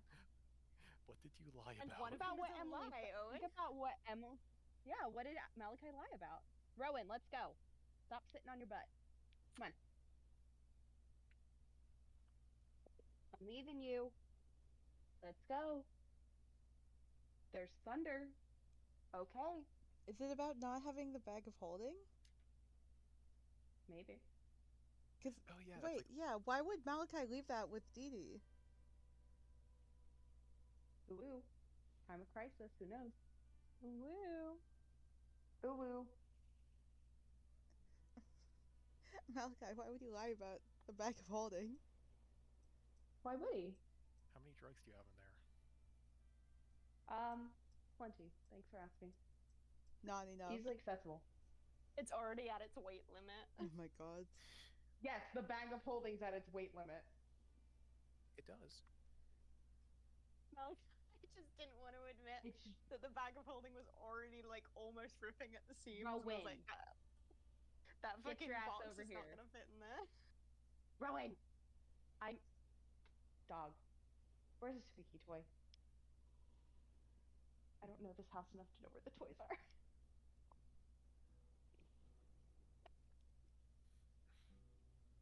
Oh, I turn around and you're in the house. Go get it. Get the ball. Jerk. Go get it. I want to make sure the cat didn't get out. Where are you at, Alfie? Alfred? There's Alfredo. Alfredo. Okay. His name's Alfred, but I like to call him Alfredo. Alfredo Linguini. Alfredo is such a good name for a cat, My nephew, though. Alfredo.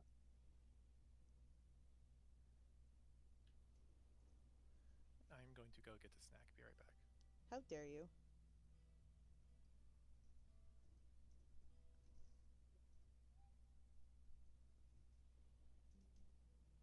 I'm really sad this man killed our armadillo friend. I'm devastated. Well, here, Malachi has resurrected. We use I'm that sorry, animate red. on the Bring back the armadillo. boy. Is it considered a medium humanoid? I don't think so. I don't think you could black that one. Fuck. If I could, Malachi would be bringing it back. It's adorable. I want one. Can I add one of them to my menagerie? Is that allowed? Yeah, I support it. I as Emily support it. Let Cersei do whatever the fuck she wants. Get me one of these armadillo things. Oh, Cersei, he looks charming. Have you tried putting a little bow tie on him? Probably. I love him. I love little guys that look freaky and freak people out. He would Little guy What? that's literally 3 times the size of Cersei. imagine this guy next to Snip Snap. It would be amazing. They'd be the perfect flow. I think he needs a top hat. Yeah, he does. Look, You know, that actually might work. Top hat, right? little monocle. He'd be so dapper. Yeah. Hold on. This is the Make- perfect Make the bow fucking. tie have a little butterfly clip on it. You got him. That's the wrong fucking page. You got him. And then just like this little guy. Like how fucking cute would they be? If it would save. There we go. Look, they would be so cute. Just hanging out together. How adorable would they be? Oh my god.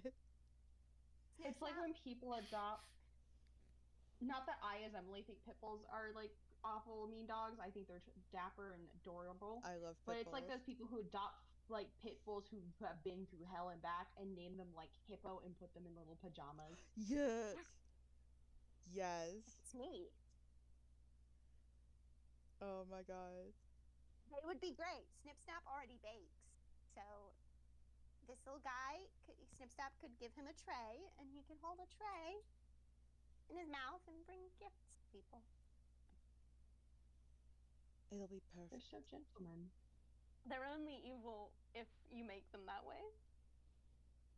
That's my reasoning. Because Snip Snap, the creatures, mean looks, are actually chaotic evil.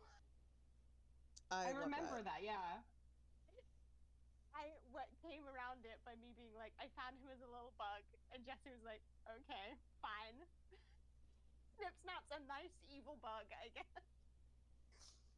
I mean, he doesn't can have to follow what his parents wanted for him. Yeah. They're only as evil as you teach them to be.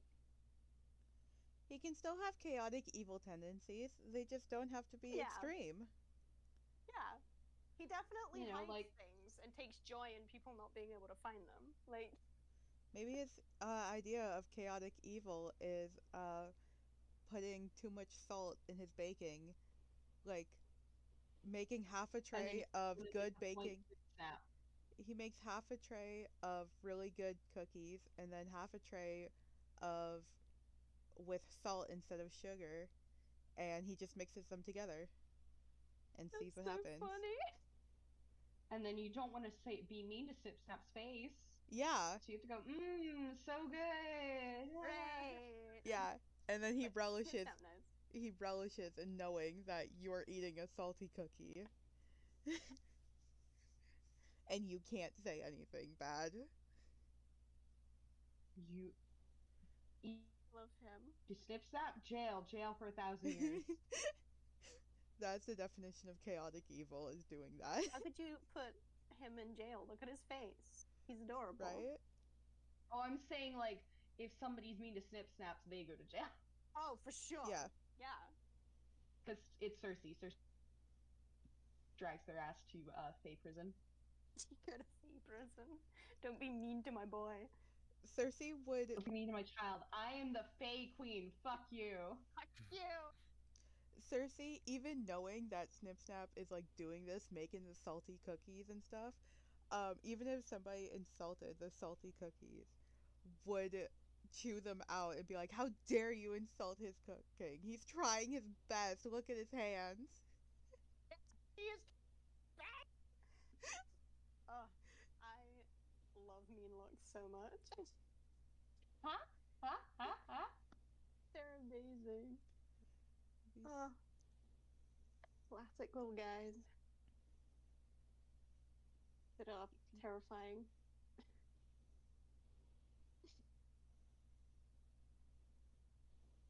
That's an Osera form right there. And once I figure out a great way to implement it. Ah, I love it. I already have my ideas for like how I can implement my Osera forms, but they're like I have them like, oh, this is an ability that the creature has that might then be something that the Osera version has as well. And some of them only fit like certain environments. We might see him eventually. I hope I'm having so.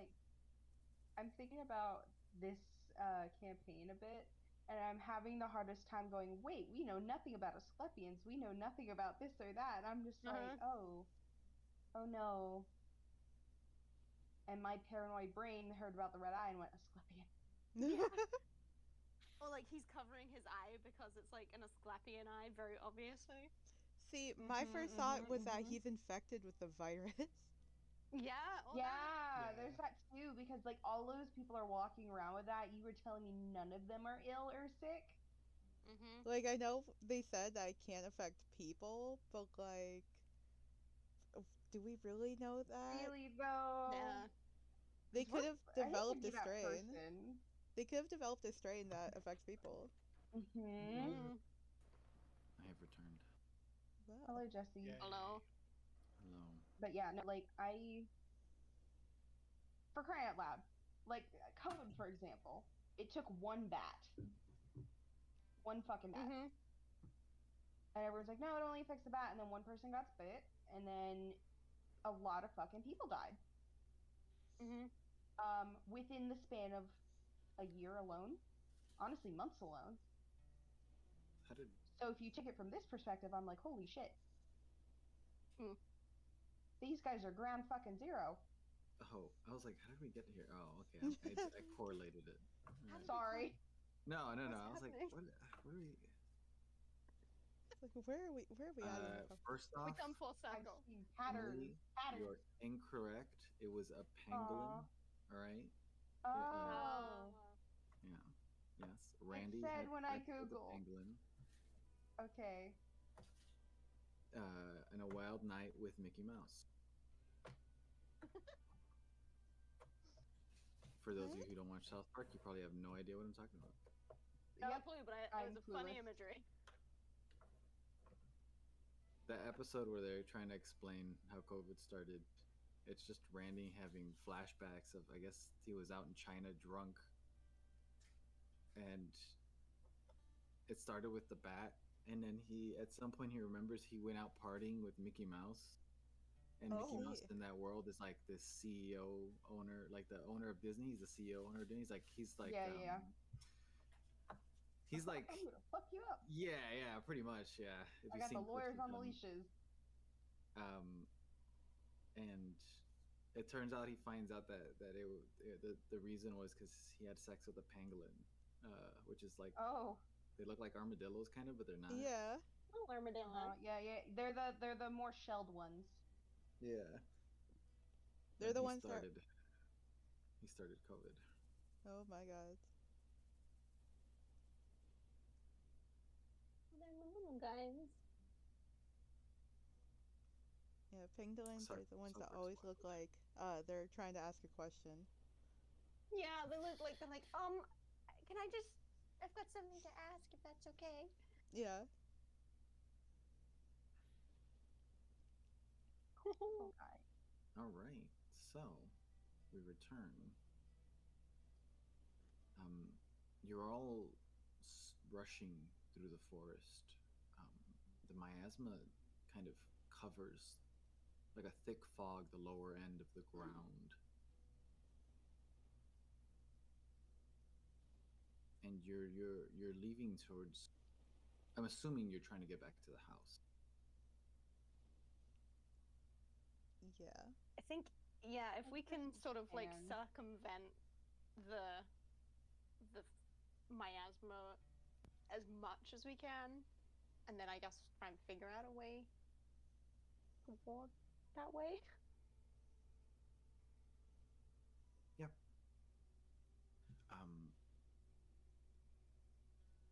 As you run across, you try to run far to the right, but it seems like you're not necessarily leaving the miasma. It's around you, but it does stay leveled with the ground. Essentially, it's just a few. It's like about a foot or two off the ground.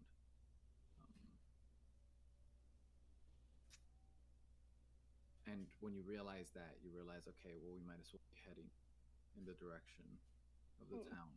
You just took more of like a circular route, trying to avoid the area where you saw the silhouette.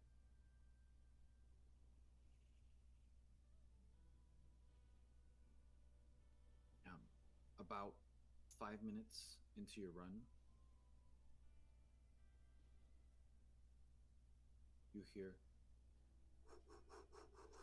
doom as something large hits the tree right in front of you, embedding itself into the trunk. Is it his sword? Don't tell me. Please don't be a sword. Please don't be a It's sword. gonna be his fucking sword, isn't it? A large blade you've seen before. Yeah. Fuck! We're dead. We're dead. Uh-oh. We're dead. We're dead. We're dead. We're dead. It's fine. Heavy footsteps are heard from behind as you begin to see the silhouette of the large, broad-shouldered man. Did it feel like a warning? Like it was close enough that he deliberately missed hitting us? It did seem like it wasn't close enough to hit you, but in the velocity and the accuracy of how he threw it onto the branch where it landed, kind of embedded directly in, straight, the blades just like straight embedded into the trunk or the stump or whatever. You could surmise that perhaps he'd purposely not hit you. He probably could have if he wanted to. Oh, okay. Yeah, I felt that one.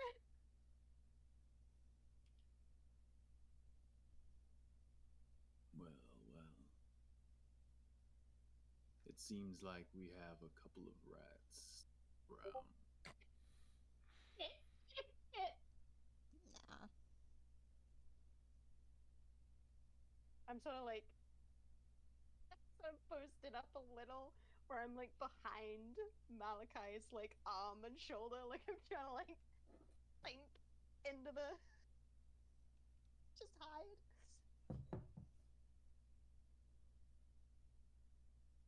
Who sent you?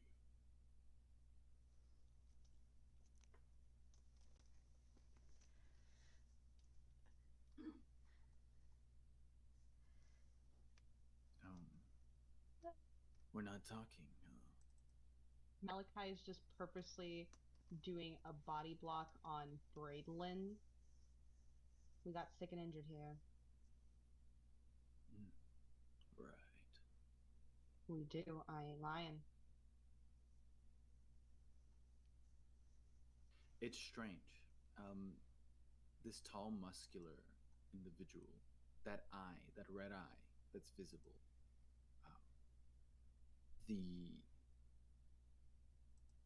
it's hard to tell whether or not he's having eye contact with you. The only way you can tell is you can assume is by his head facing your direction. But the fact that he has no pupil, he has no iris, it's just nothing but red. It's unsettling. It's strange. It's bizarre not knowing where someone's looking at, even though their eyes are clearly visible. Well, one eye is clearly.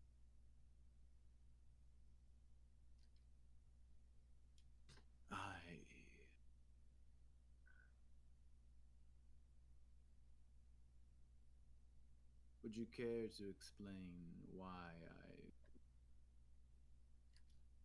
was able to detect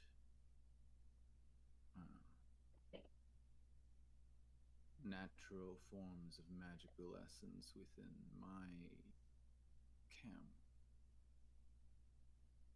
And I tracked it all the way down to here.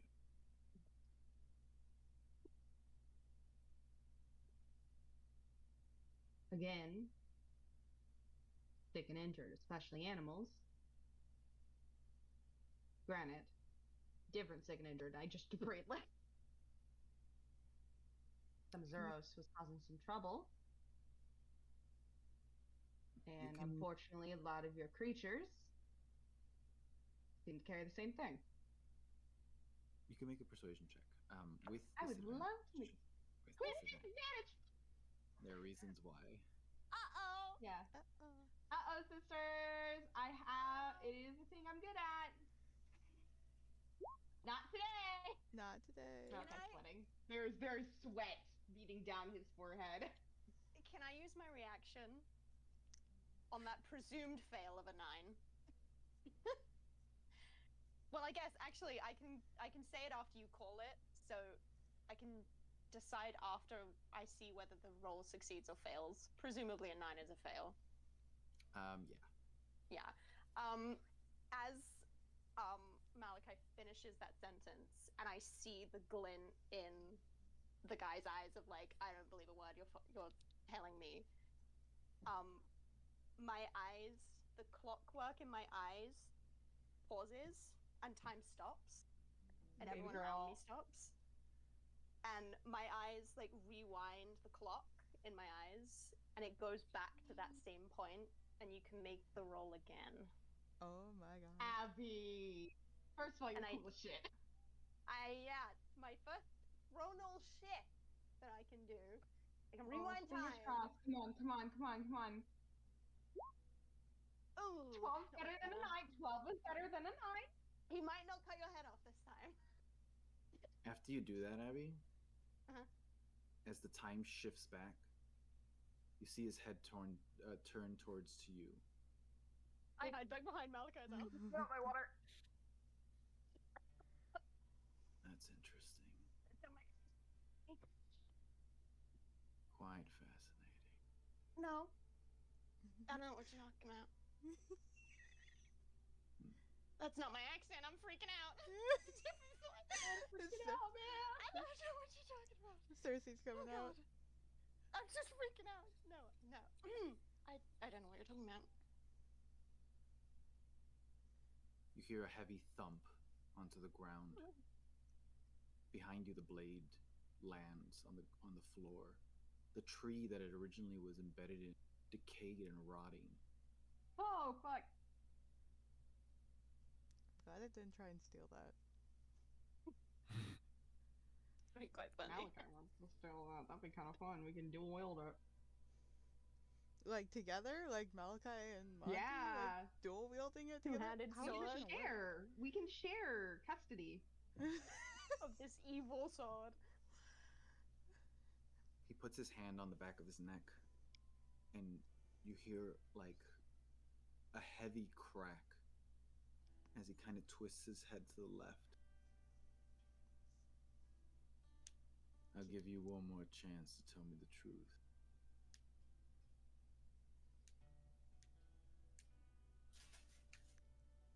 Where are you from? Who sent you? And why were you sneaking around in my encampment?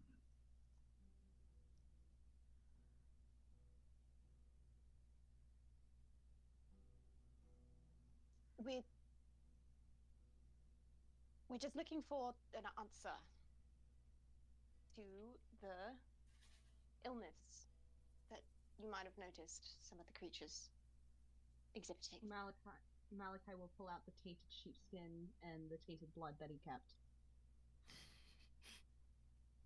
It's affecting livestock. Truly. People eat this, they're going to get sick. And if it's what we suspect it might be, I'm fucking up this accent. If it's what we suspect it might be, We all are. then there's fears. This is serious, and while we honestly probably should have directly asked you instead of snooping about, still is a cause for concern.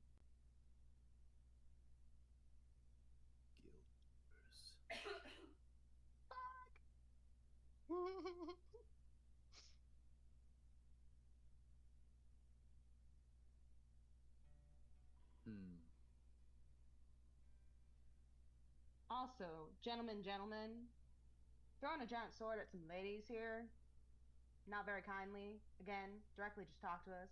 Again, we also broke that rule too. But threatening to kill them, throwing a sword at them ain't the best. So if you're gonna throw swords, throw it at me. Alright? I do mean that. Leave the ladies out of this.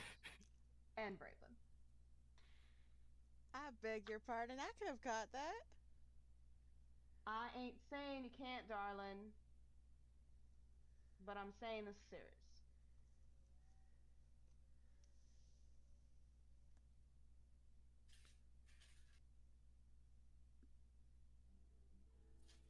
What mission are you on?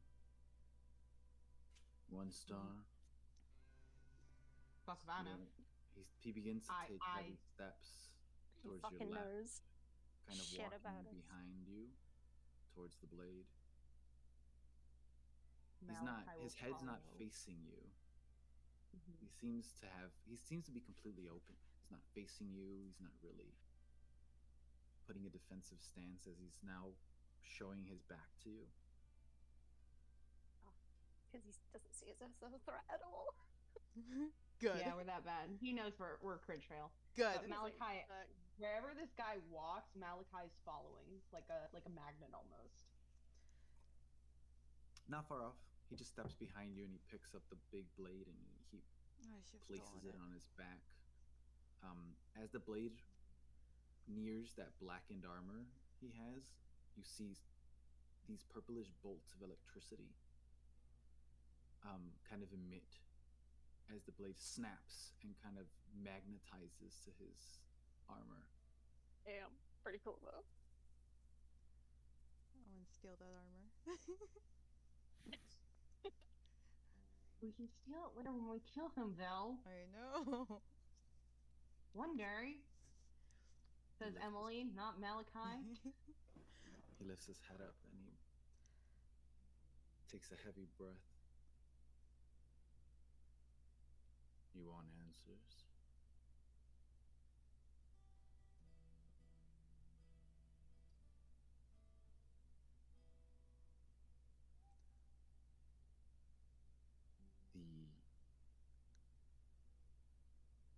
You feel this weight.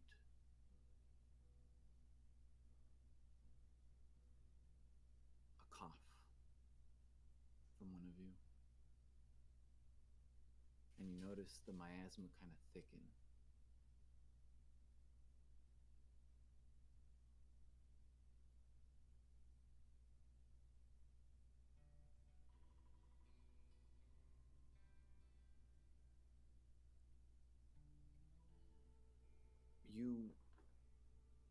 As you turn to look at him, and he now turns to look at you,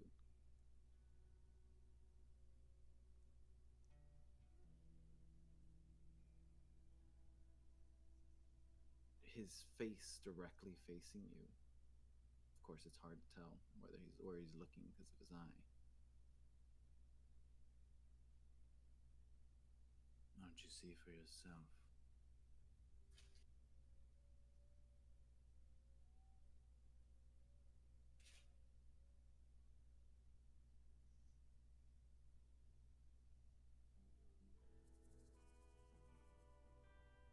Feels like an ominous proposal.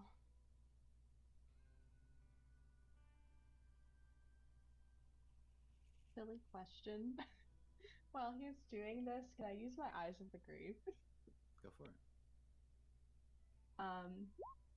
Basically, eyes of the grave. Ooh. As an action, I open my awareness to magically detect any undead. Until the end of my next turn, I know the location of any undead within 60 feet of me. That isn't behind total cover and isn't protected from divination magic. It doesn't tell me anything else. Just tells me, is this thing dead or undead? Nice. You sense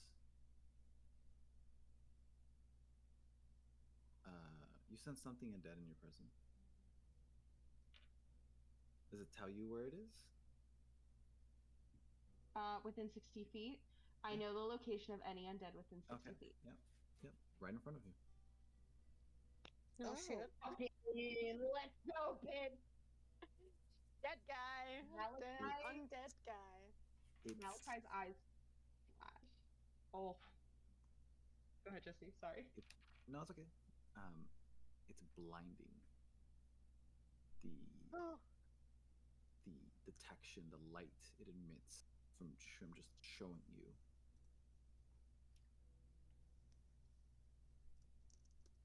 Your choice. Malachi's eyes flash. Like there's just like a glint of magic.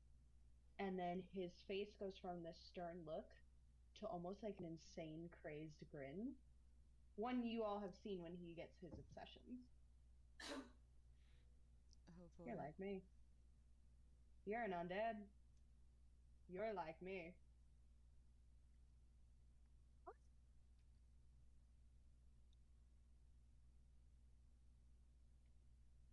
How long? Too long. Too long. What? 50, 100, 200 years? 1,000?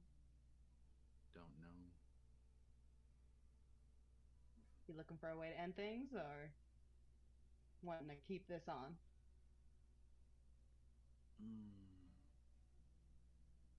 I mean that in a kindly not gonna kill you way.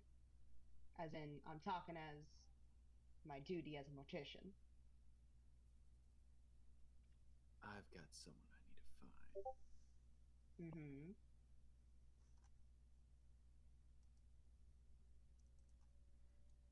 Afterwards, Say the word. care. Mm-hmm. Unfinished business, I assume.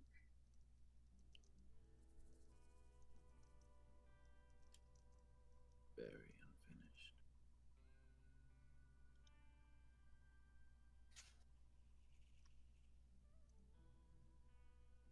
You. And his head turns to you, Ciel. Oh. You smell of fumes. Fumes?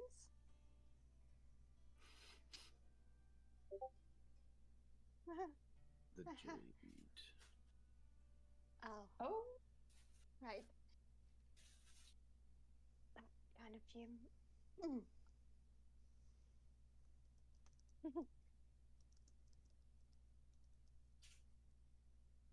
You'll get used to it after a while. You're all interesting. I'm gonna give you a proposition. oh no. Oh no. Either you take your chances with me, and and you feel the miasma thicken.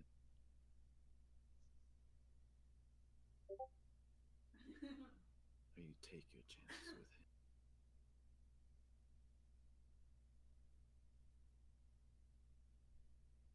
You feel it. A step. You hear the crunching of branches. A pulse of purple.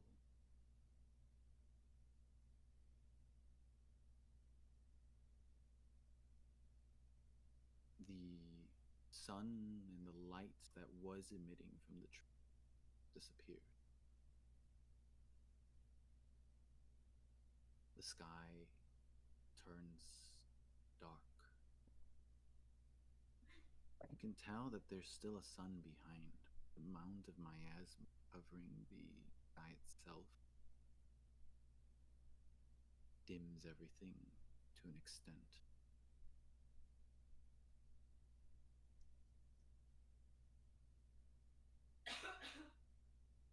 A head kind of shows itself between the trees.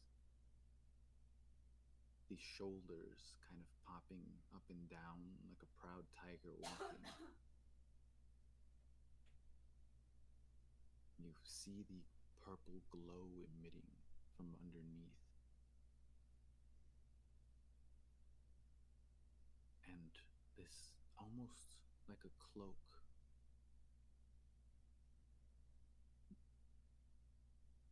Something. It moves. And you realize it's just pure miasma flowing out like a cloak from the back of this creature, hitting the ground and dispersing. On its shoulders, these huge red claws grasp shoulders. You don't see any eyes. Its head shiny and featureless.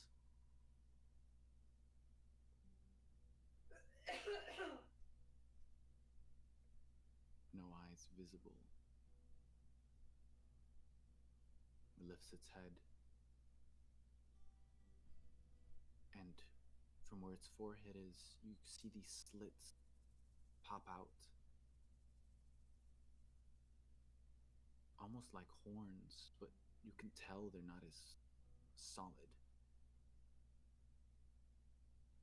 They glow ever so slightly purple at the ends. He lifts his head and he turns. And they twitch.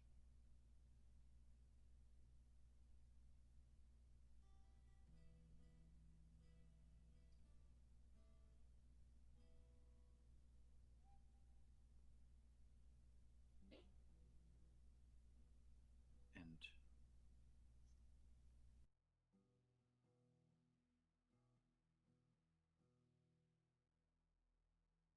you notice next to you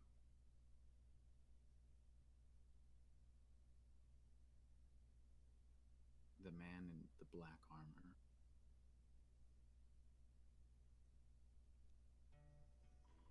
He's gone. Oh no.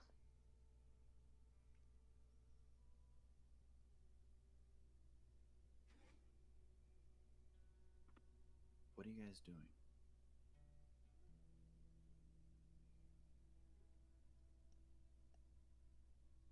Is crying an Well, option? Is crying Now an Tyler's so option? visibly crying of reaction. Crying of reaction. Can I roll a con save? Sure, go for it. Because Braid's been unconscious this entire time. Is that good for your brain? That is a 15 with a +2.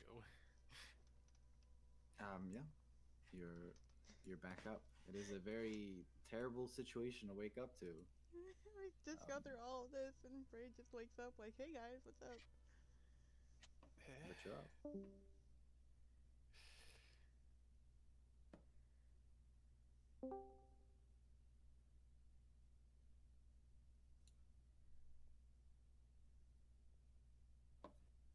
This creature now is just not too far off of you.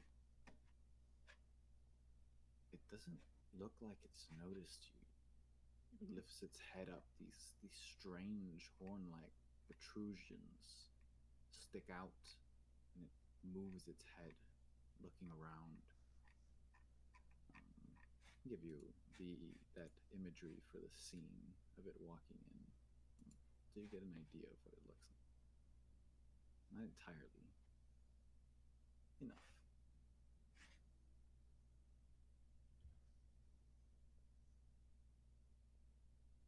Oh, it's a little guy. Oh my god, I love them. Ooh,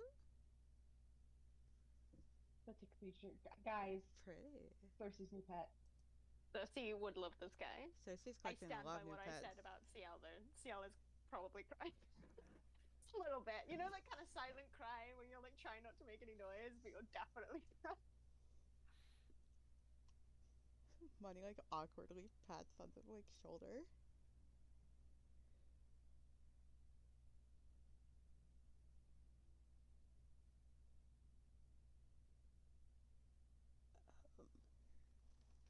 I feel like either is not an optimal choice.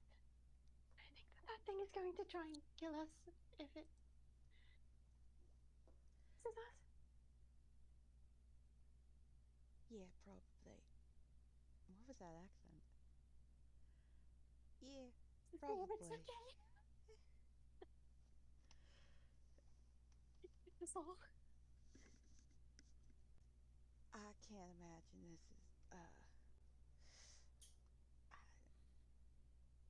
this is gonna go well if it notices us. If we just back away slowly. Oh, morning, Braid.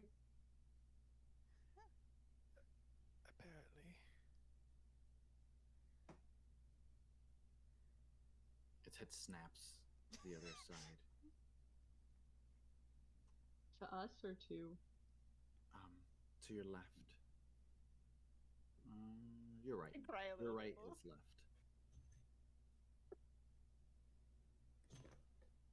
And it takes a few more steps forward.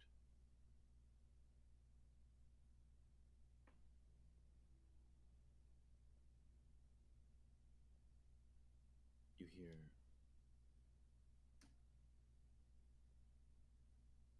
no birds,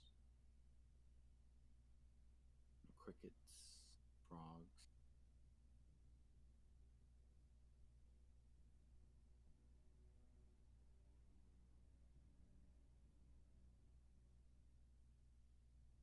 Who has the highest perception here?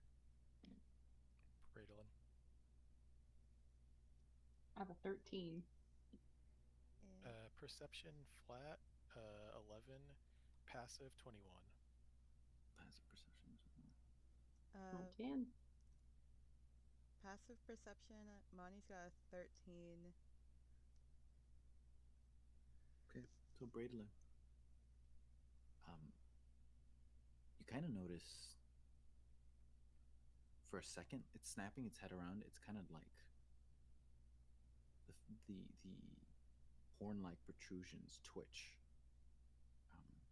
You guys are whispering to each other, but the slight noises coming out of your mouth make it twitch, and it moves its head again. And then there's this moment where it does this very animalistic thing. Back claws, holding its shoulders, kind of scratch at its neck. Oh, I hate that. It does a wide stance, and it kind of shakes its head. And you hear a discomfort.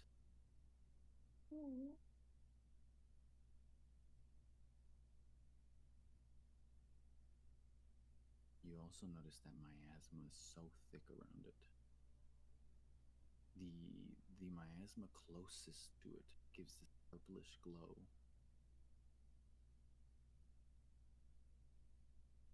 All of the wildlife vegetation around it has decayed over time. But not in a rotting sense. Almost like it's been eaten away slowly in its presence.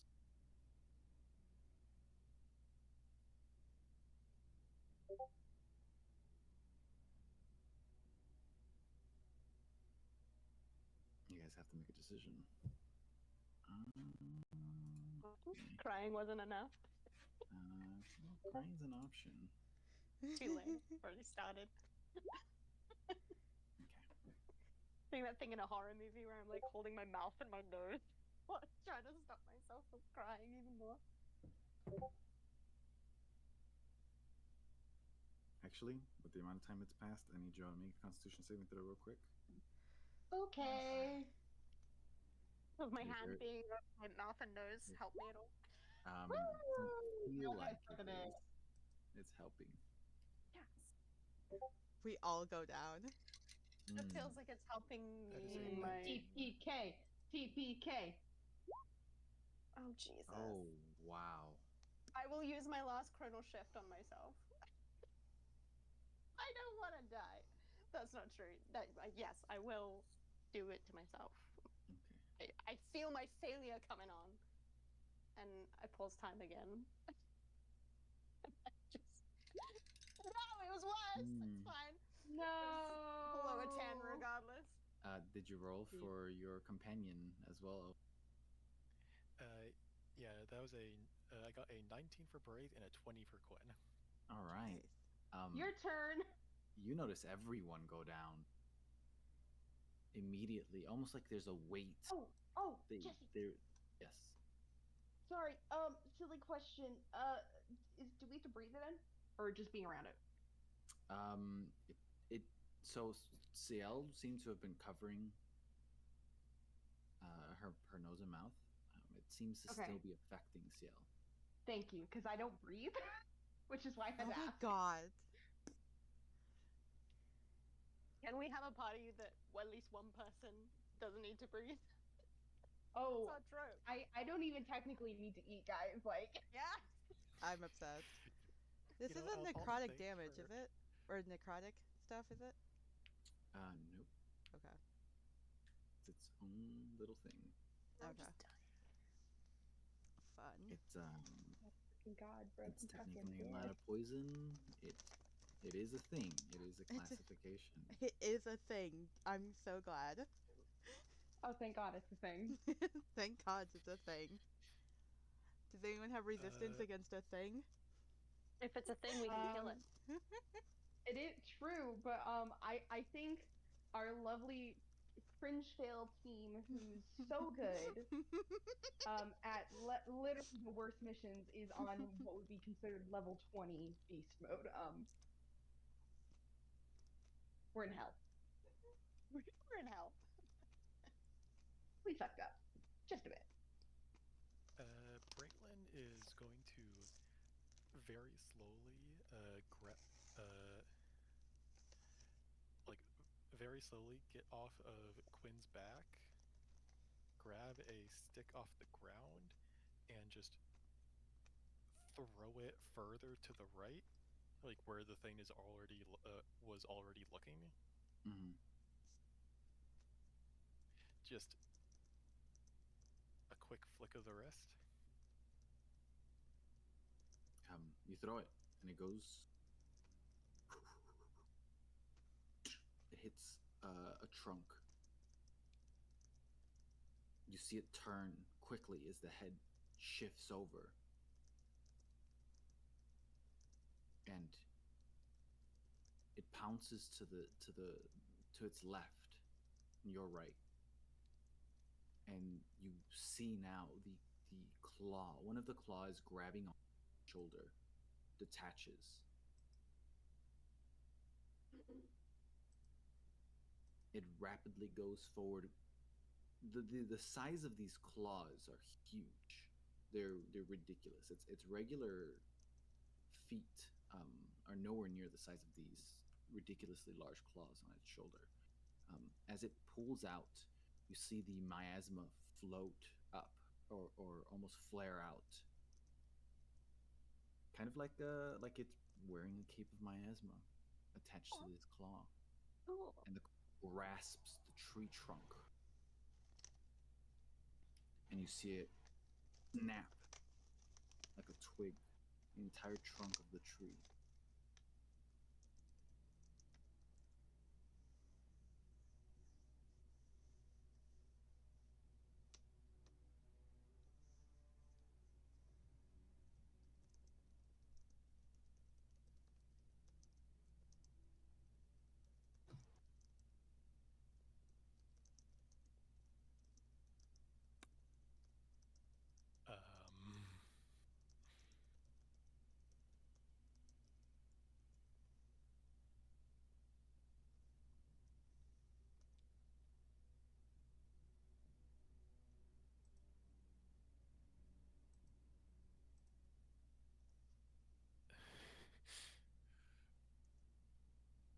Situation.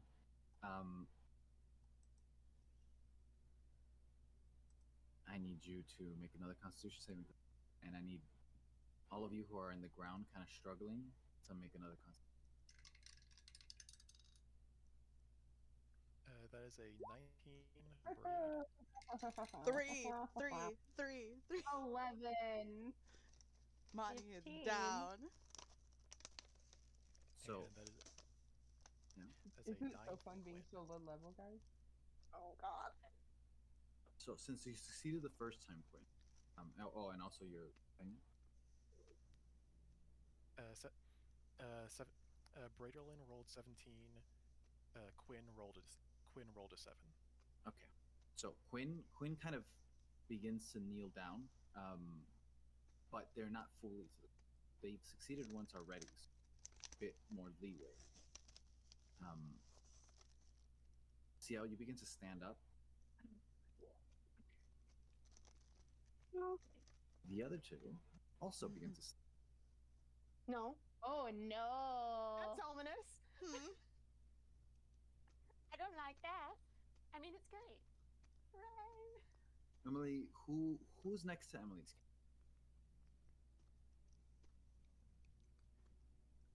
It was me because I was hiding behind I think Malachi. And Malachi. who's next to Vel's?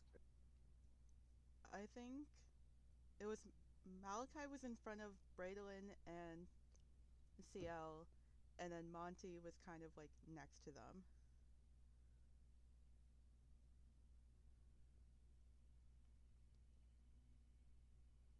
So, I need both of you and Emily to roll for attack. Okay. What kind of attack? I You're still spell conscious. You're fully conscious in your body. Feel your body kind of moving on. Feel your vision kind of redden. This anger begin to overflow. It would be a physical attack. Whatever you punch. If you don't have any physical weapons, it'd be a punch. If you do have a physical weapon, it'd be. Oh, he used 19. big stick. 19 hit you, CL? Yes. Oh fuck!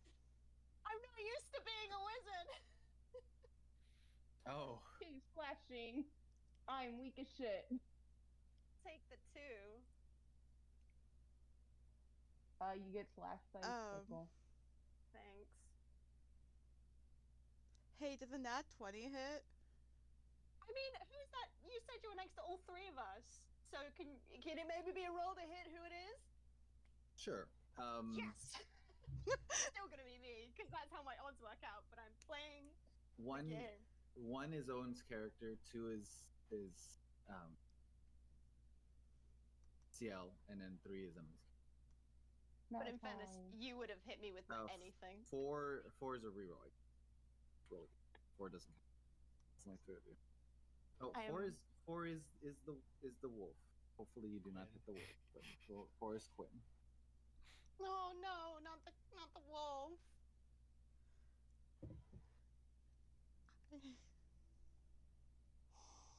I don't remember what number I am. You're two.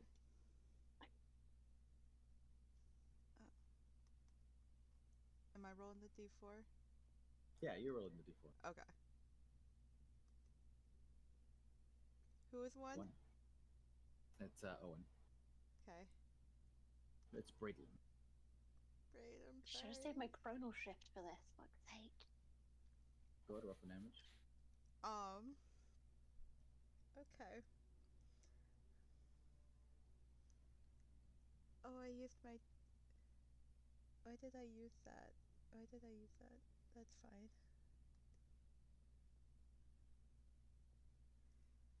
So Are that's... you fucking? An 8 on the die. Well, so that's...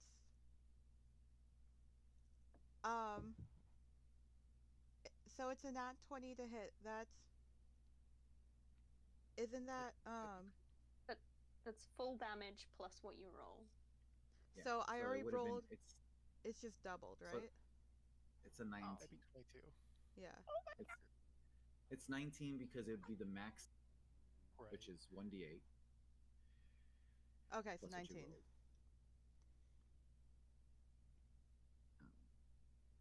Have you Cool. been bonked to unconsciousness, Owen? No. Okay, good. It hurt. It really fucking hurt. But you see the almost the reddening slowly of the eyes and the blackening of the veins as they spin rapidly and hit you with the two-handed stick. You've been hit by... You've been bonked by a big stick. And It's nice we can have fun. Ciel, you feel the stab or the slash from the sickle, and you both regain your sense of self after it seemed to affect you for a moment.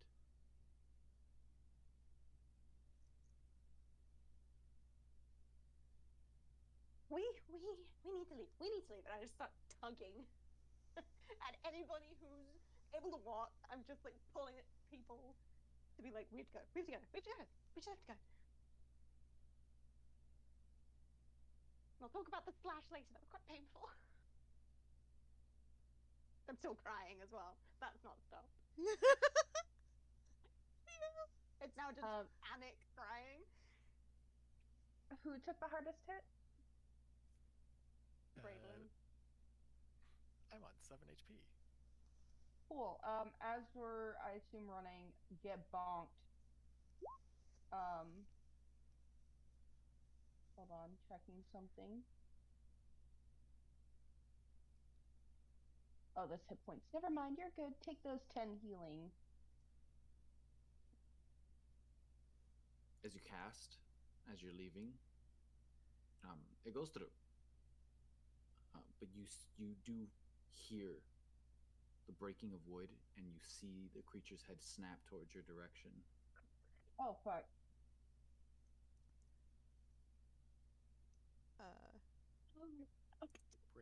Braylon is going to,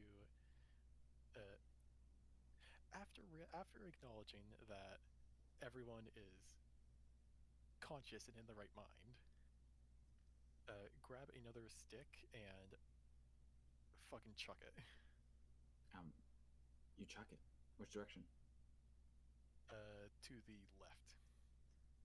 You chuck it to the left, and it lands and it hits another tree, and its face does not turn. You see its other claw lift from its shoulder, and both claws kind of embed into the ground, and it lifts its head and it gives out this roar, this guttural roar with a hint of chattering within it, and you see it spread. The miasma kind of spread out from its wings. Can Monty throw a rock at it? Go for it. Oh, You fuck. guys can keep throwing stuff at it, or if that's the thing you want to do. I would like to pull Monty away as that's happening. Monty saw Brave Fine. throwing things like near it, doesn't quite understand why, so Monty's throwing a rock at the creature. Fine, really tall guy with a sword. Fine, just help us, please. As I'm running and crying, that's all I'm doing. Running and crying, Oh yeah, you just start running. Okay, yeah, you start running. and I'm yelling out for this guy with a sword who said that it's an ultimatum. It's either me or it, and he disappeared. And I'm hoping he might We're come and help. fine. We can fight the creature. Braylon is as we're running. Braylon is going to cast a flaming sphere Okay. behind us, and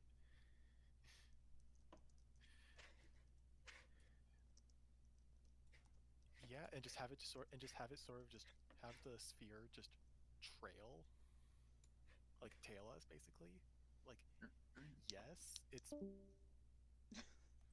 yes, the flaming sphere is just showing it where we are, but lots and lots of fire. Lots of fire. That's all we need. Lots of fire. Indeed. Oh, what the fuck off. Like it is like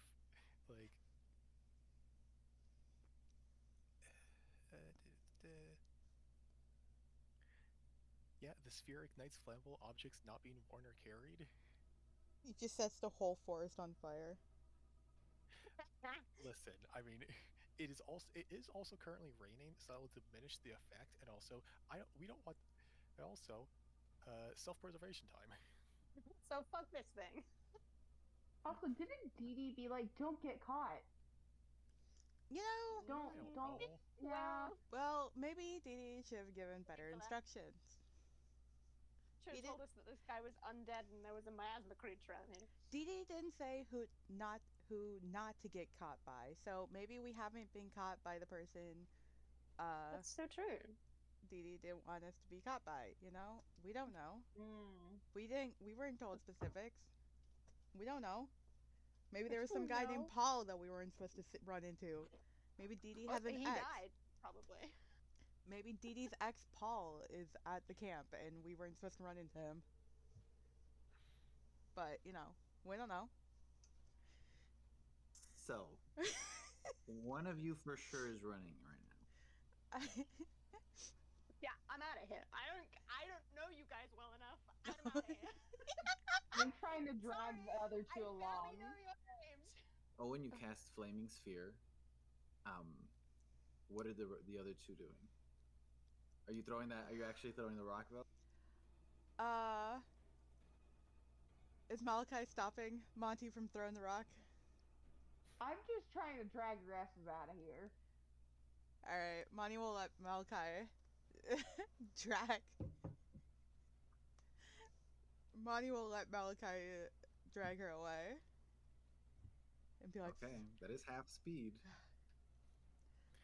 well, she's gonna, Malachi's gonna pull her and Monty's gonna be like, fine, I guess we're running, and run with. Okay. Yeah, Braylon and both Braylon and Quinn are following suit, running away. You begin to run away. I have a question for you. I don't know if this actually works. Is the flaming sphere, is something else able to interact with the flaming sphere? As far as I can tell, no. Okay. Like the sphere itself is just a large ball of fire that's rolling along the ground. Like Right. Is it physical? Or is it just energy? it is energy, I imagine. Like I imagine the ram the sphere into a creature thing is just you literally just briefly surrounding the creature in fire. Okay. You all begin to run. Ciel ahead.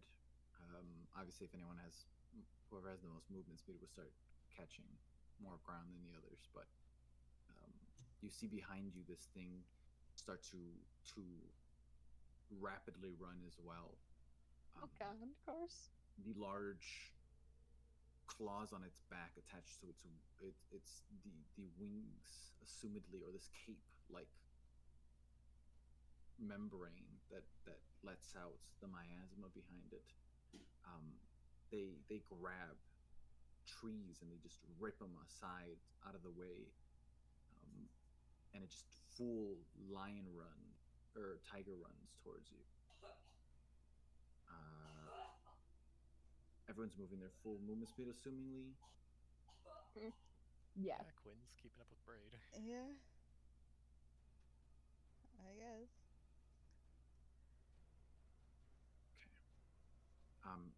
You keep running and running, and you feel yourself starting to lose steam. I need you to make your damage for the flaming sphere. It's just running past it or into it. Doesn't really care. Wonderful. It's like this fire means nothing. All right, that would be 4 damage. Mm-hmm. And okay. Honestly, if the creature is like similar, is like keeping a similar pace to us, and like I'm focusing on the as a bonus action, you can move the sphere up to 30 feet. Mm-hmm. Since Braylon has a speed of 30 feet, and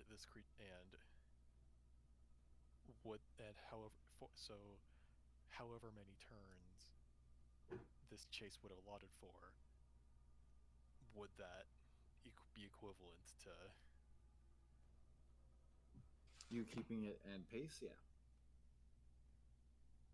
You're trying to keep it at pace with you, kind of.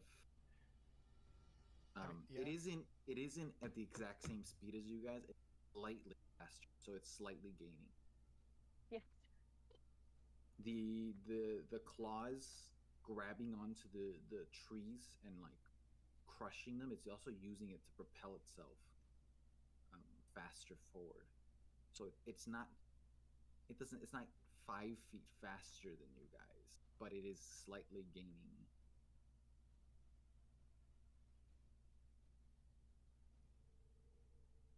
So you get, I would say you get 3 rolls for damage from the consistent amount of time that's passed.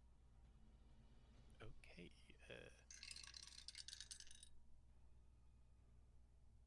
That is 11, 10, and 7. Ooh, it's quite good rolls. All right. Nice. You run and you hit this break open area in this forest. And as you keep running forward, you see it rip out from within the forest behind you. In front of you, kind of laying near a log, what looks like eating something that's been hunted. These almost prehistoric looking creatures. They're very common, treated like around the land. Is something familiar. You would know about it. Not super common, a common monster within the guild information. It has been told, if you see it and you're not within a designated rank to handle it, to avoid it at all times. hittable, and it is a fairly dangerous creature because it's a bit aggressive. But it has one leg onto the dying animal, eating at its bones as it kind of looks up.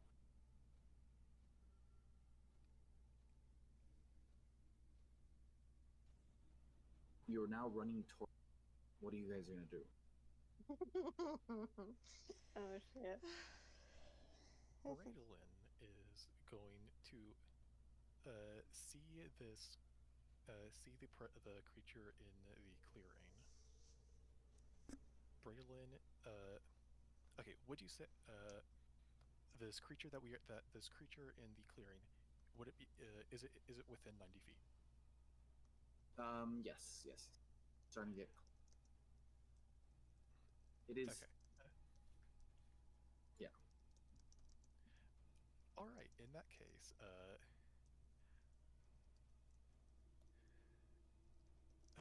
my apologies to this random animal in the forest, but It's a monster on it. this random creature in the forest, but Bradolin casts Entangle centered on where this guy is. Yep. And presumably, suddenly having a shitload of vines and weeds clambering over this thing is going to cause it to make a shitload of noise.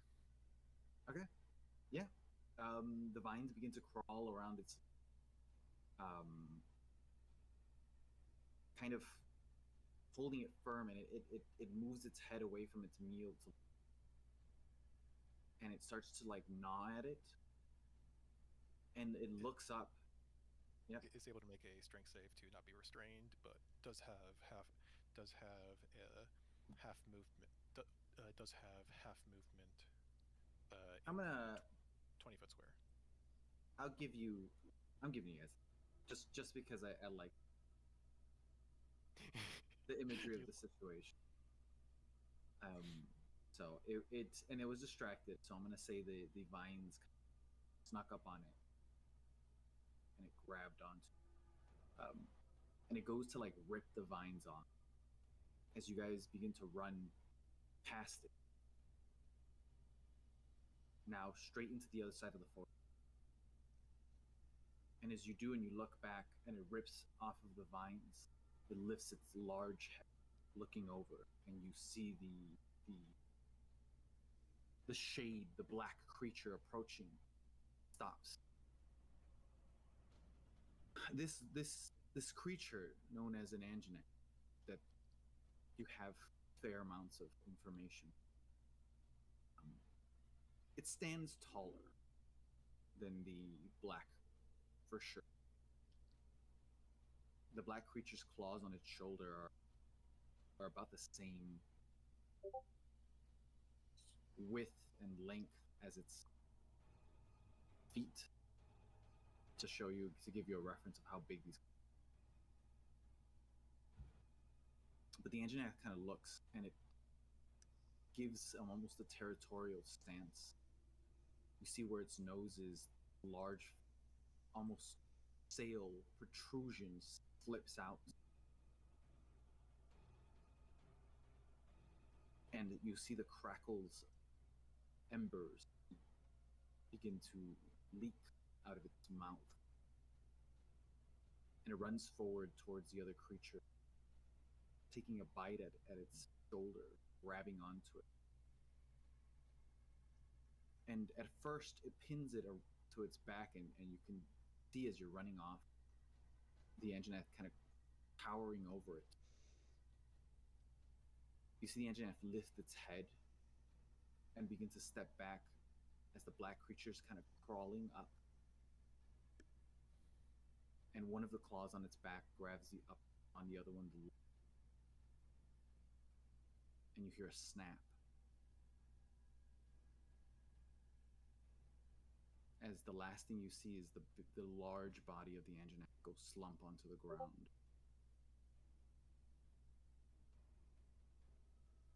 And as you turn back around to see where you're going, you let me roll for who.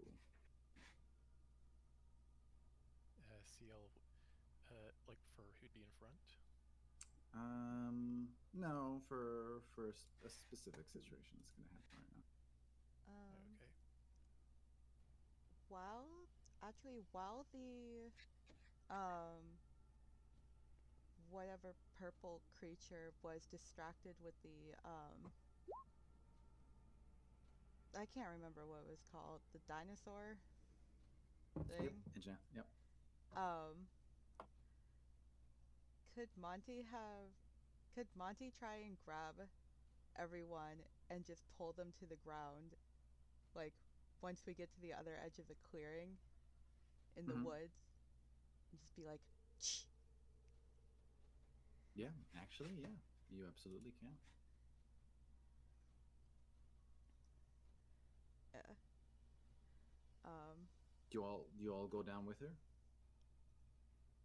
She can grab about Yeah. 2 of you. One of you is definitely just going to be free. But if you see everyone go down, you can decide to go down with them. Monty's probably gonna grab CL and probably Braid, because I trust Malachi to see and follow. How far Yeah, ahead Malachi flopped straight to the ground. is Monty to CL? Because I haven't been looking back. CL has just been running full pelt What's your movement in a speed? straight line. 30 feet. Mine's 40. So easily, probably. I've caught you. How do you catch me? Genuine question. How do you catch me? Because I'm in a panic. I'm crying. I'm booking it. How do you catch? I've literally just grabbed your hand and pulled you like to the side. To the side or to the ground? Like to the side down. Oh. Like kind of like grabbed your hand and kind of tugged. And been like CL. No, yeah, I Misty step out of the way. Oh my god. When the hand grabs me, because I think I'm just so panicked and so flustered that like tug just triggers her brain, and I Misty step out of the hand. Yeah. Or whatever it was that grabbed me. As you go grab and tug, you feel nothing. As you see the smoke go about 30 feet ahead, and CL reappears, and she just keeps running. Oh my god. I'm crying. And you can just hear me crying as I run away. Perfect.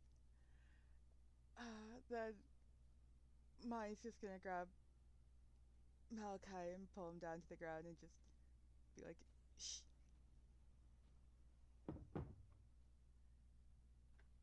The rest of you go down. Yeah, Braid goes down, Quinn follows suit.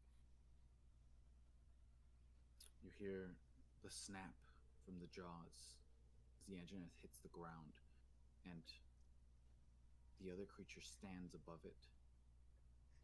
Smaller than the Anjanath, but stands. It lets out another roar as the miasma kind of spreads out. And the strange horns protrude from its head again. And it looks around.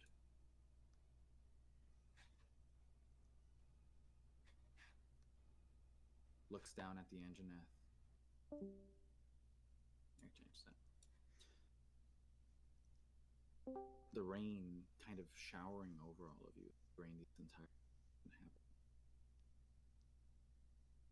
And you see it turn. The horns drop. The purplish glow stops. And you only see this black silhouette of it.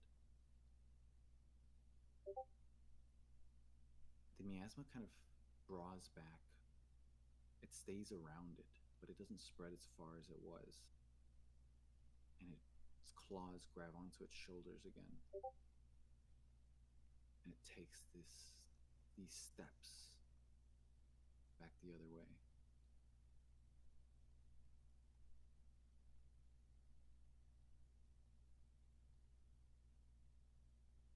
about 5 minutes pass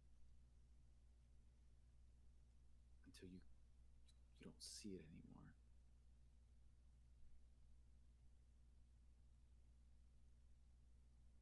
Ciel, you keep running. Everything is full. It's full fight or panic. flight right now. My heart is beating like you imagine like a hummingbird's heartbeat. That is like what is happening. She is like full panic mode, like crying, just unintelligible noises are happening. And she's just like booking it as fast as she can. I love As her. you run forward, you stumble. Full tunnel vision. You stumble down what looks like to be a very small drop, and you roll a bit, and you land on your knees, and you catch yourself with your hands as the rain's falling down. And you look up to get up to start running again, and you see the houses, Oh. Right. the town that you were just in. I can go home. No, I didn't say that. I'm still crying, let's be honest. Not too far off of you is since he was the furthest to the edge of the forest is Dee Dee's big old, not well taken care of house. Oh.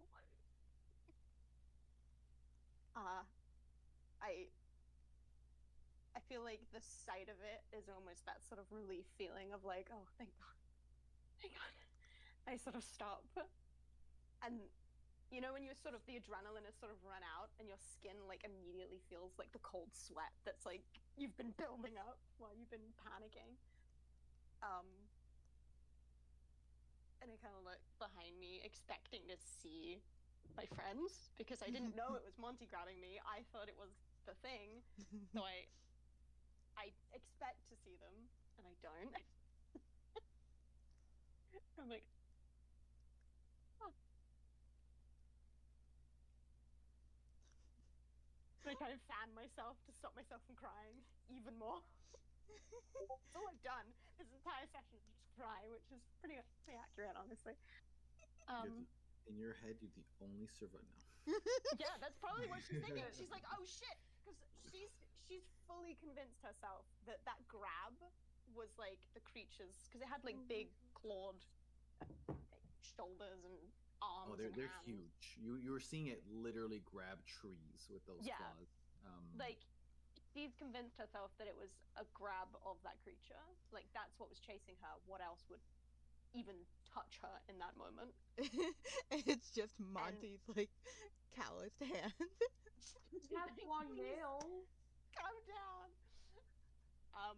She's just convinced herself that that's what that was, and she's like, oh fuck, are they actually all dead? That's how am I supposed to pass that one on as a message? Oh my god. Oh shit. I'm gonna get into another panic. I have another panic attack, I think. Oh I just kind of sit at the edge of the forest having another panic attack. I'm fine. It's great. The rest of you, what do? You notice that it's no longer in sight. You were looking at it. It definitely went in the other edge of the back where it came from, basically, disappearing within the forest. Once we see that it's like gone or supposedly gone, Monty's gonna like gesture to the other two to like keep going, but like with a finger over her mouth to like keep quiet as we go, just in case. Yeah, that's an understatement. You keep going. Not as fast as before. Definitely still with a hurry. And you reach the other end, the beginnings of the town. You do see Ciel there, just Having a panic. not having a good day. Yeah. Full day. Basically on her knees, kind of.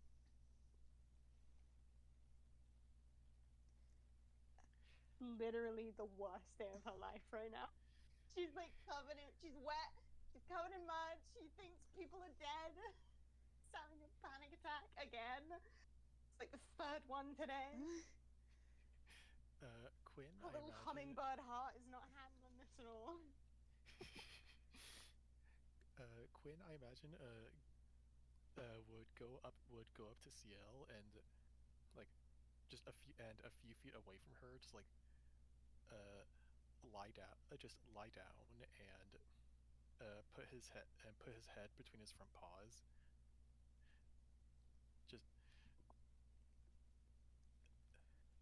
Just in a get her attention and don't freak her out don't scare anymore. her. Yeah. Monty, Send her into another spiral. Monty, on the other hand, just kind of walks up. CL, what are you doing? I mean, I have a genuine question. What happens first? Do I see the wolf, or do I hear a voice? Hear someone walking up to me? You probably see the wolf first. Okay. And not too long after that whole interaction with the wolf, you. The second I see Quinn, I feel another wave of panicked relief, and I just lay down on Quinn's side and cry again for the 8th time. And then you hear Monty, what are you doing? I hate this.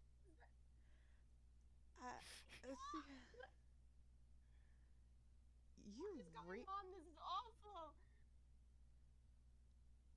I thought you all died. Why would we have died? You left. You grabbed me, and I thought you were all following me. Yeah, Clearly you were. that was me, love. I was trying to get your attention because you were running and crying.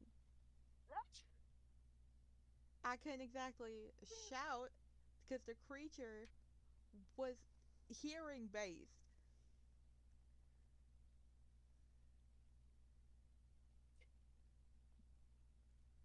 So then I just bury my face into Quinn and I don't talk to anyone anymore. Um, And I cry again. That's my ending sentence. Oh. Cry again. I cried Malachi again. is rubbing her shoulder. Offers a tissue. Oh. Just hear like blubbers of I want to go home. The saddest, broken words you've ever heard of just I want to go home. Yeah. I love playing a coward. Hey, you're okay. It's okay. You're fine. That nothing happened. You did great. Made it out alive at least. Very, very optimistic there, Braid.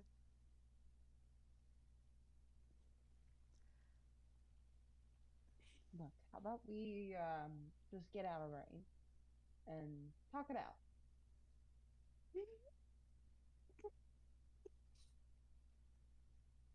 Come on. Up you go, love. More blubbering noises that I won't act out and annoy you all with, but there is a lot of like that after you're like, you know, when you've cried so much that you're trying to stop yourself from crying and it's just a lot of like hiccuping Oh and Yes. God, yeah. breathing in. That's the noises that are happening right now as she's frantically trying to stop herself from crying. Oh my god.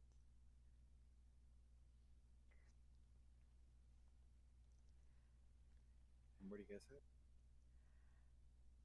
We're going. I imagine into Dee Dee's house. Yeah. Or to Dee Dee's house, considering this wasn't. He did send us on this mission. You go and you knock on Dee Dee. And a few minutes pass by. and then you see the kind of eye hole just.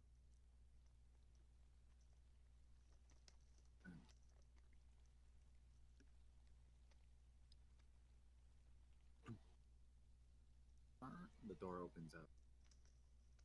Get in here, hurry up.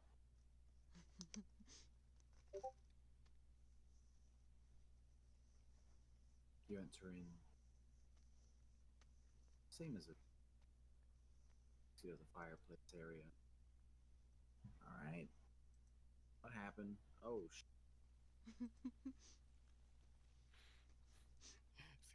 sees Braylon's wound and Mutton CL fucking recovering from her hysterically crying. Absolute broken woman.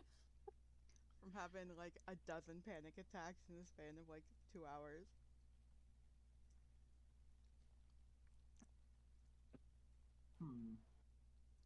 She'll be fine.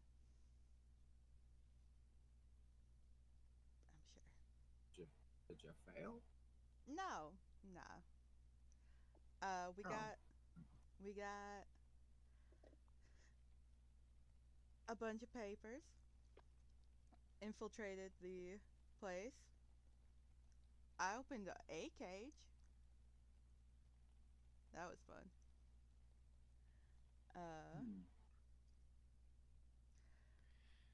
Encountered a creature on the way out. Had a lot of purple miasma leaking from it. Like from his orifice? Did it look like that? Oh, a Zoros that you saw wounded? What do you mean leaking my ass?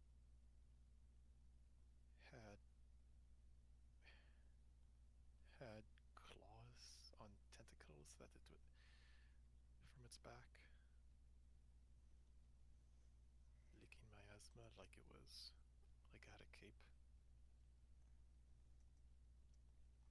See this man's older eye. You saw it this close by. And he kind of rushed the window, and you see him plastered on it. God damn it, the one time I don't go outside, it's here. Was here? All your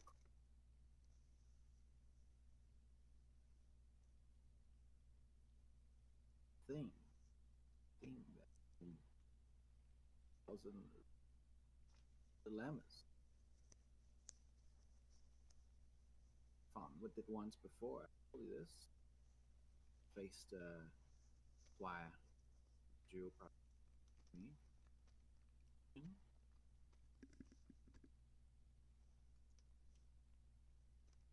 Don't make fun of me. I've named it. It doesn't have an official name. It's kind of a one of a kind thing. Doesn't have a classification either. I've named it after what it likes to do. It likes to rip apart and gore. His name is Gore Magala.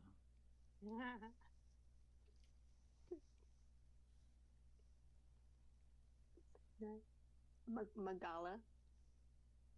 Yep. Yeah. Gore Magala. As far as I know, I'm the only person that has for it, so it's his name. I'm naming it. It's close by, well, you're alive. That's good news.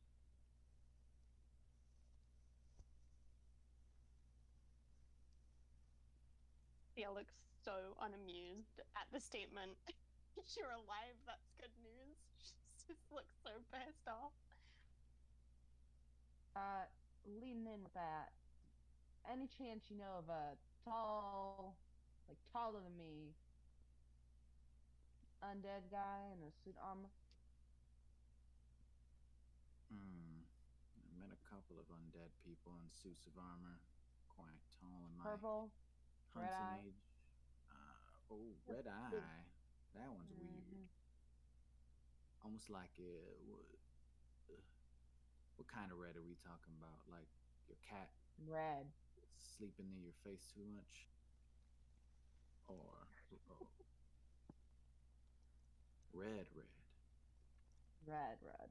Red, red, no pupil. Mm. Can't tell where he's looking. Threw a sword at us, like big ass sword. If I'm correct, he leads poachers. The same poachers you led us to. Well, poachers encampments are all spread across. I didn't know there was the honcho was there. Just got unlucky. Can I insight on him saying that? Go for it. Can I also insight? Yeah. Oh.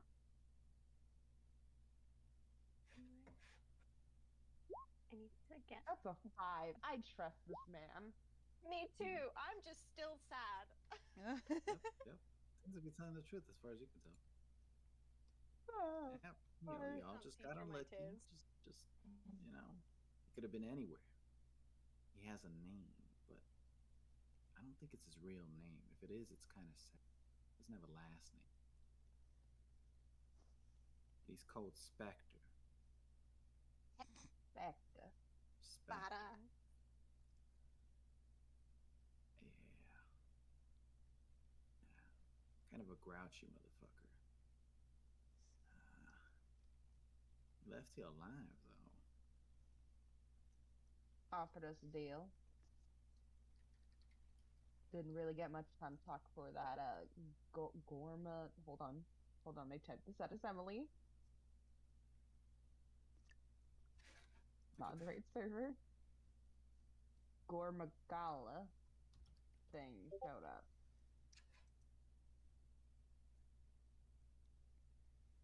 I was close. Huh. Bizarre. You sure it's a proposition he gave you? He's not the very proposition kind of guy. He He could have said- tried to been recruiting you. He said the words. Proposition. I have a proposition for you. I mean,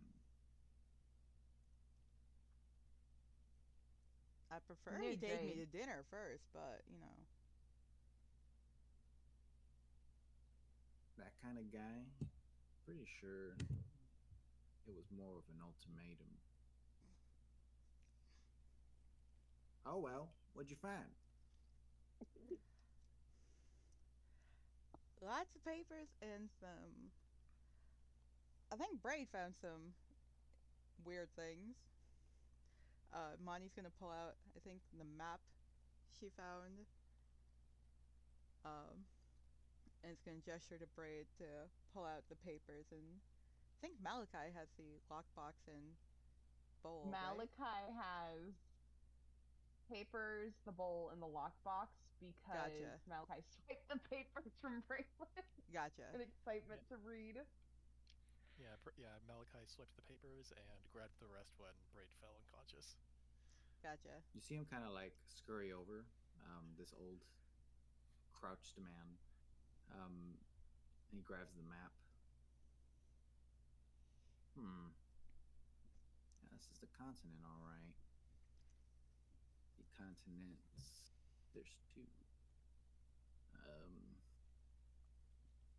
I don't see any. Oh, wait a minute. There we go. Why are there white lines? There are marked locations on this map. That's interesting. Right. That's the only thing I see here. Different. He hands it back to you. You have a map now, so there you go. Hey. We need time to think about why it might have marked those locations.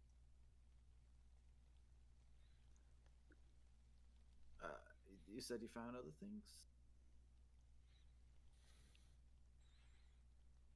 We found a box with a lock on it and a bowl that looks more like a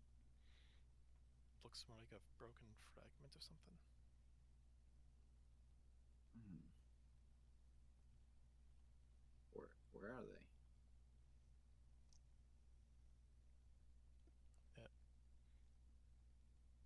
Malachi, don't you Malachi? have them? Oh, yeah, sorry. Malachi will pull out the broken bowls. Broken bowl in the lockbox. Hmm. And we had other papers, yeah? Those two.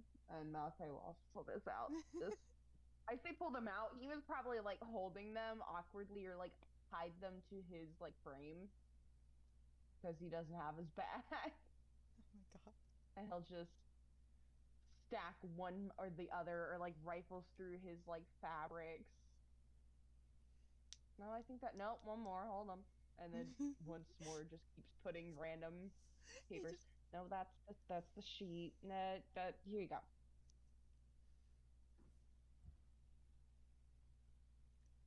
I love the image of Alright, Malachi well. just like pulling them out. Like one's from his like waistband. There's like one from like under his shirt. And like one from his Yeah. Oh, pocket. especially from under his shirt. He has so many like of the papers tucked there. Perfect. He grabs the papers and he looks at them. He looks at the bowl in the box. Which one of you could read? Which one you can read? You can't read. I'm not a. What are you fancy types called? Scholar? Oh, give me Articulate. that. Oh. There you go. And he hands Malachi over will snatch back the paper and will read. and he's looking at the black bowl onyx. And he tosses it over. And he looks at the chest. And he opens it. Well, it just opens. He doesn't need to. Yep. Seemingly doesn't need to have a key of any kind. It didn't seem like he needed to have a key. It's a small The locked lockbox. lockbox that's not locked. Oh, okay. I see. We just never tried to open it. To be fair, to be fair. And he before we get to you reading, he pulls out from inside what looks like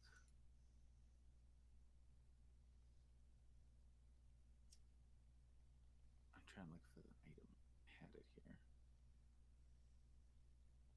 A slinky. Magical sling. Imagine Monty would grab the onyx bowl and pass it over to CL for her to fiddle with or like examine. I take it and I go and sit by the fireplace. I imagine it's the type of thing. She's a researcher. She'd probably like, I don't know, looking at it. Yes. Yeah, she'll look at it for you. Does the fireplace like actively have logs in it? Yeah. Okay. Bradylin's gonna go over and with produce flames, slowly start a fire. All right. Because everyone is soaked, so. You see him pull out what looks like a white orb. It is this pristine white to it, and it has this slit in the middle. Inside there's a very faint green coloration coming.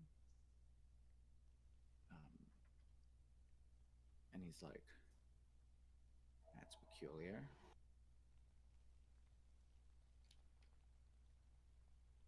Well, this is yours. And he hands it to one of you. Money will take it. In your hands, you have A bomb. It explodes. It's a pipe bomb. A random animal's of vital organs. God. yeah. It's one of Kidney those. stone. It's one of those crystals that turns you into what was it? A primal. Yeah. Monty No, is it turns dead. into a rat. Oh no. Rat. Monty turns into one of those big. Monty turns into the king rat. It comes full Oh my circle. god, it's come full circle. Money becomes a primal. CL has to send Monty, the king rat, Cow back into primal. time. I have found my profession. Please leave me. Eye of the bookworm. Let me be a level 20 wizard and I'll get you there back in time.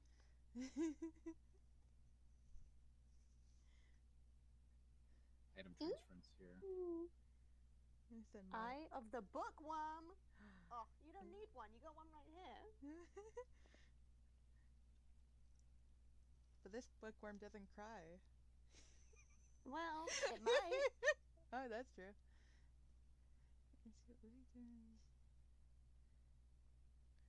Maybe it'll help Money read. Wait, this The orb. flavor text is the best part of it, by the way. You'll see. I'm so excited.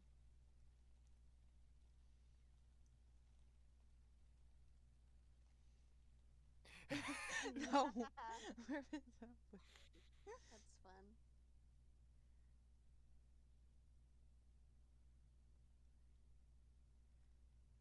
So, Ooh.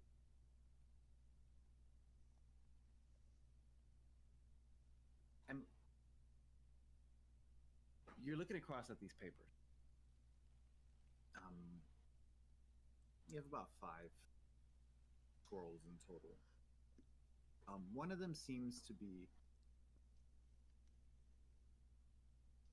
this scroll that essentially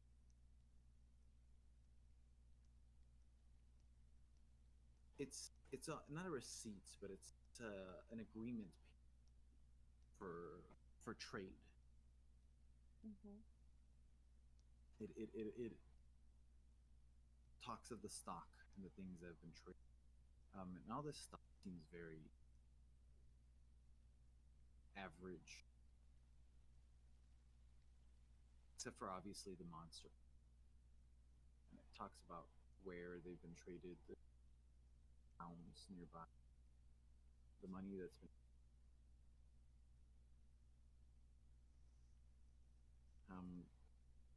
You get another paper that talks about its logs for the various creatures, their conditions, being the monsters that were being held. And it kind of logs the states of these different creatures.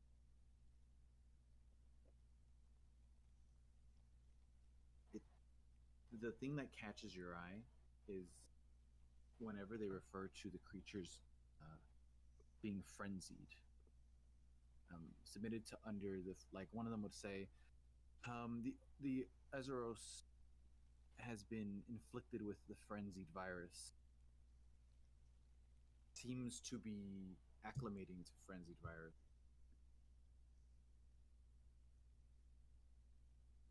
Over time, the Azeros has reported to have various different, to be pitted with other monsters and have won combat over and over. And you get to a point where it talks about Azuros has reached a state of age, a state of combat, the amount of ones under the influence of frenzied has cemented it in an apex form. The fur has changed colorations. Eyes glow with berserker rage, and it seems to attack anything within its range. we're done experimenting with this creature, we will release it into the experiment with the next mark.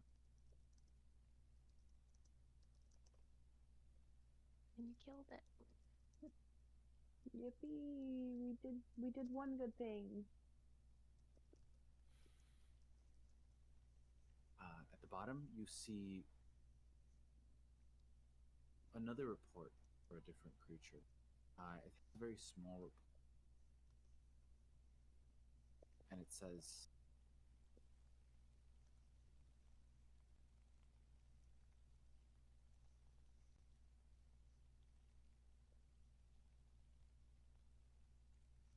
I'm failing to remember what the term is.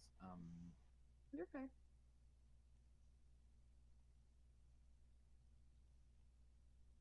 This is easy to look from.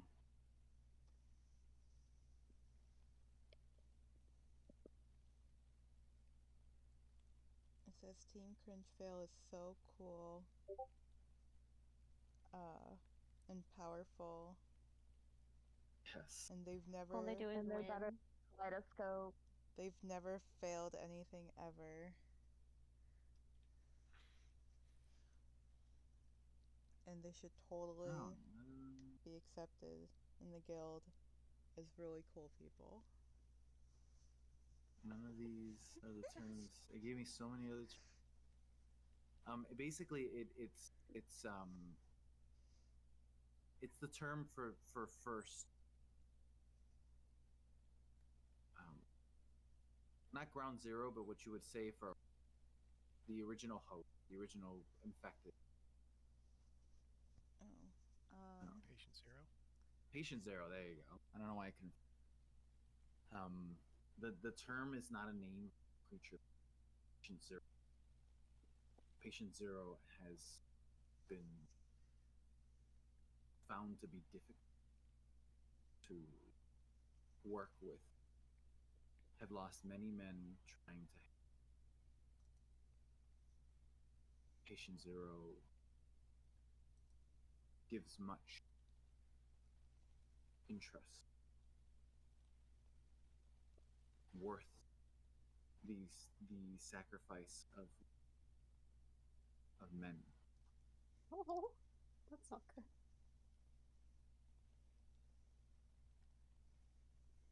It says Spectre lets roam freely to observe its habit.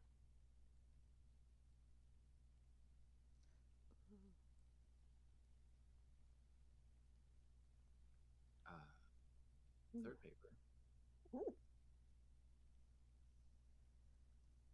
is a schematic. It looks like a circular, almost like a ring, and it talks about a power source, enchantments. It says in very loose. It's not. There's not notes on it, but it will say like enchantment runes here. It talks about electricity. It talks about a device that's used to emit electroshock to something.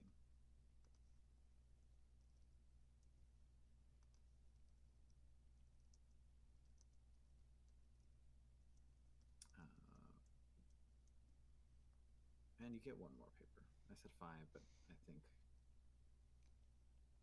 the patient zero one I kind of mashed with the other reports for the animals. So the 4th paper you get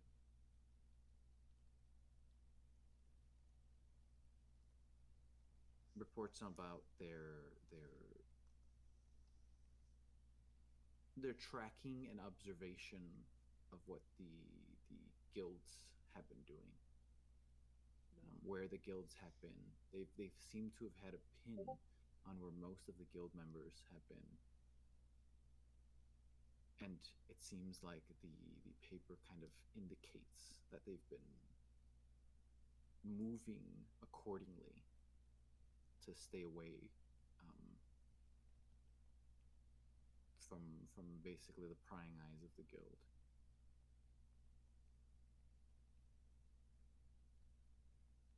they have a lot of different group names.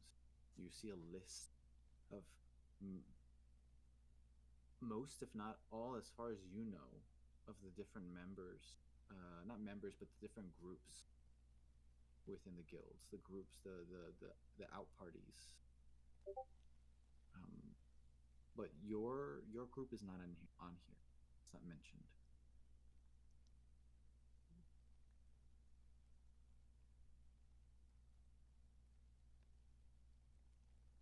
Is that a good or a bad thing? We're not important enough to be on there. Let's hope so. Let's fucking go. Team CringeFail.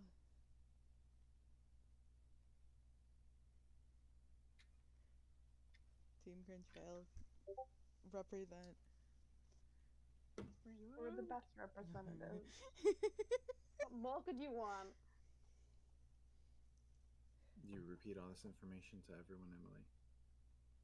Yeah, Malachi is reading it all out loud. Because he doesn't trust at least half the people in this room not to read. I mean, yeah, we're outweighed on who can and Oh read in god. this room. 3 people in this room are illiterate. Oh Christ. I'd say it's a 50-50. I swear to God, if the wolf can read... Can the wolf read, Owen? Possibly. I mean, I will be so honest. Bentley can read 4 words, so it's possible. I mean, Quinn is sentient, so... I don't like that the wolf has more intelligence than... So you can be smart, but you cannot know how to read. You gotta practice that. No, I think Quinn genuinely has more intelligence than Monty. Like, straight up. What's Quinn's intelligence again? Owen? Stats-wise, a 10. Yeah, Monty has an 8. Monty. The wolf is smarter than Monty. Only in some ways. Like reading. Not another thing. None of you prioritize intelligence. That I believe. Nope. Nope. Yeah, I it's do. charisma. Oh, I have you a do? +1. I'm a wizard. No, that is Yeah. true. That I is think true. it's very- I'm I a think it's smarty very pan. We have one smart person on this team. Why else would we Yeah. be Team CringeFail? That's why I booked it and nobody else did, because Technically, I'm she smart. wasn't originally part of your team either. They forced me to be here. I mean, Braylon has an 18 in wisdom and a 13 intelligence.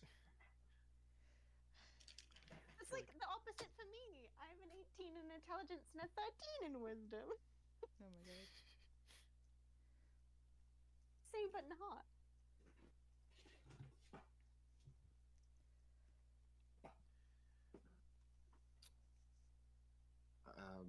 It's a weird spot to leave it, but I think we're gonna leave it here after the information was given. Can I, just because I'm not here next Yep. week, Yep. can I, whilst the letters were being read out, could I have ritually cast Identify on the bowl that Monty gave me? Sure. Just in case it's important for them when I'm not here. So, the 10 minutes pass. It does give you information. Mhm. It is magical, but the magic doesn't serve a purpose right now. Oh. It was originally much stronger, much more. It had more magic before, but now it does not. It tells you that it is onyx. It's made out of onyx. It is a eggshell. Oh. It's an eggshell. We might have found what once held our baby. Oh my gosh. He's 0. He was in this little egg at one point. Guys, it's the Rem. It's Rem all over again. New It's sort of- baby. Ram 2.0, except it tried to murder us. I guess Ren technically also tried to murder us, but That's we it. became friends. We're so. adopted Gormagala. That's our child now. Sorry, Jesse. We just gotta find snacks. That's how we did it with Ren, right? We just threw Literally snacks. through snacks. Ciel is gonna have to learn to love him. I don't think that's Thr- possible. threw some rations at threw rations at one creature trying to kill us. Technically, threw rations at another creature trying to kill us. Technically, more like restrained. What a boy. You could attempt it. Cool. You could absolutely attempt it, though. It would. We'll say you've noticed that just its presence is causing a lot of damage. So We gotta make it stop doing that. And? Maybe it doesn't know it can stop. Maybe it's like it is Yeah. actually something you can turn on off and on, but it doesn't know that because it's only been bred for evil. Oh my god. Help! Oh, Treat this thing with kindness. I support We will this never Cersei meet level a logic. creature. This is There is Cersei. no creature that I will ever meet that I won't try and befriend. This is the Cersei kind of logic, and I'm here for it. Yeah. And I have to make you guys be friends with it because there's no way on this planet yeah, it's going anywhere near that thing. I trust you all. When I'm back, or not even when I'm back, I'm gonna see everything that you write, and I expect someone to tell me that you've befriended this creature in 2 sessions, and it's definitely not Abby. evil. you know, like this makes perfect sense for CL to take a quick leave, considering yeah. what she just went through. I'm either going home or I'm staying in a very nice warm room in Dee Dee's house. That's what's happening. I'm like, fuck, no. I need at least 3 to 5 business days to Recover. settle my heartbeat. I'm a We'll delicate. say we will not be having a session next week, but we will be having it the week after. Okay. So it's still a cringe fail, I Ab- believe, because Abby's still in Florida. Yeah. So I get to harass Abby. Ooh. Yeah. Let's go. Oh, be very fun. I show up in the mail to harass you guys too. Oh my god. Not like driving, Sort of just okay. in the mail. Yeah, in the yourself. mail. You know, the mail service system that lost 3 packages this year alone for me? Yeah. Yeah. Oh god. You end up in a different country. You're like, how did that happen? I'm saying this now. Do not use UPS anymore. It is atrocious. I can imagine. I'm going through USPS. To the point of Abby, I'm actively trying to finish your Christmas present early. I'm that stressed out. And yes, I'm going to give your boyfriend a list of what the gift is in case when you're flying back, they have to open it. So you can know what it is, What but the you fuck can't. is that? That's so funny. And Abby will just have it like in your house and you just can't open it. Just I can't open it until Christmas. It's just gonna live in. I could put it on my Cersei shelf, and it could just live in my Cersei shelf. Well, maybe it's not Cersei. And No, but I that's say my- knowing full well it's Cersei.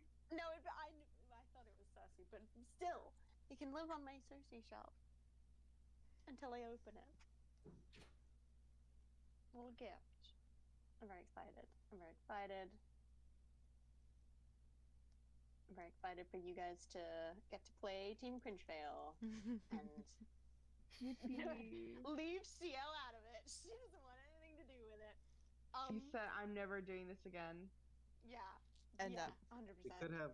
they could have another session like the last one for the main campaign, where I was just mostly talking, Yeah. and nothing happens. So I mean, I would say for you, Jesse, if anybody wants CL to like identify anything they find while I'm not here, you're more than welcome to say that she comes downstairs for like 5 minutes and sure. identifies something for them. It's not she will do things. She's just not going outside this building. That's where she will remain. The breadcrumbs for this story will be a little more meaty because I don't plan for it to be super long. So, Mhm. so yeah. So you that's why you were able to see the at least see the creature, letting you know what it is and everything, and getting a visual. Obviously, unidentified thing. So there's no, as far as you can tell, there's not a lot of information out there for it. Right, I saw more than enough. It would be a day too soon if I never saw it again.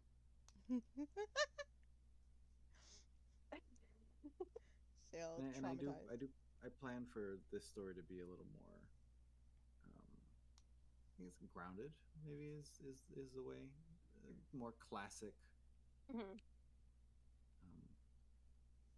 The cause and effect, less confusing because it's a smaller story for now.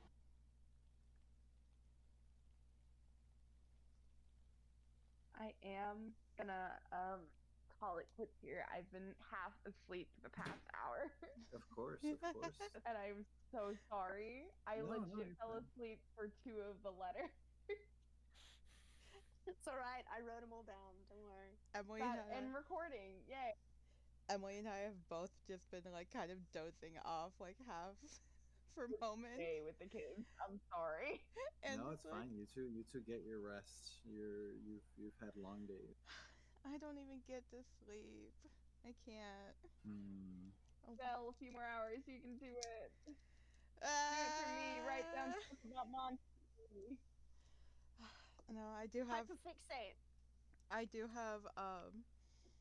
backstory stuff for Monty and Bray technically to write down that I need to send to Jesse, so expect that, Yeah, Jesse. we had Perfect.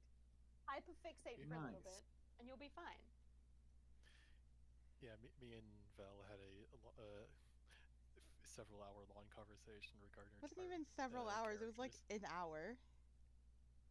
It went from like 2 to 4. Like it felt That's like not several hours. hours. That's 2 Feel hours.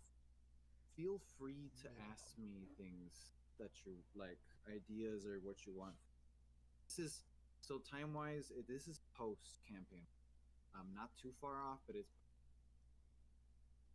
and a lot of things happen in campaign one. I'm not gonna get. Okay. Certain things are allowed. They're not as. Certain things are allowed. Just run the idea by me. If there's anything strange ideas. Okay. Yeah, it's not so strange as like I can't even think of an example. More just It's not kaleidoscope. yeah.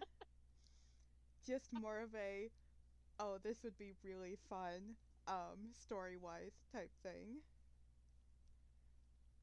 Like connection, whatever. Mm-hmm. Yeah. Well, I will see you guys next. Nope, the week after. Next Friday. And I'll see you guys next Friday.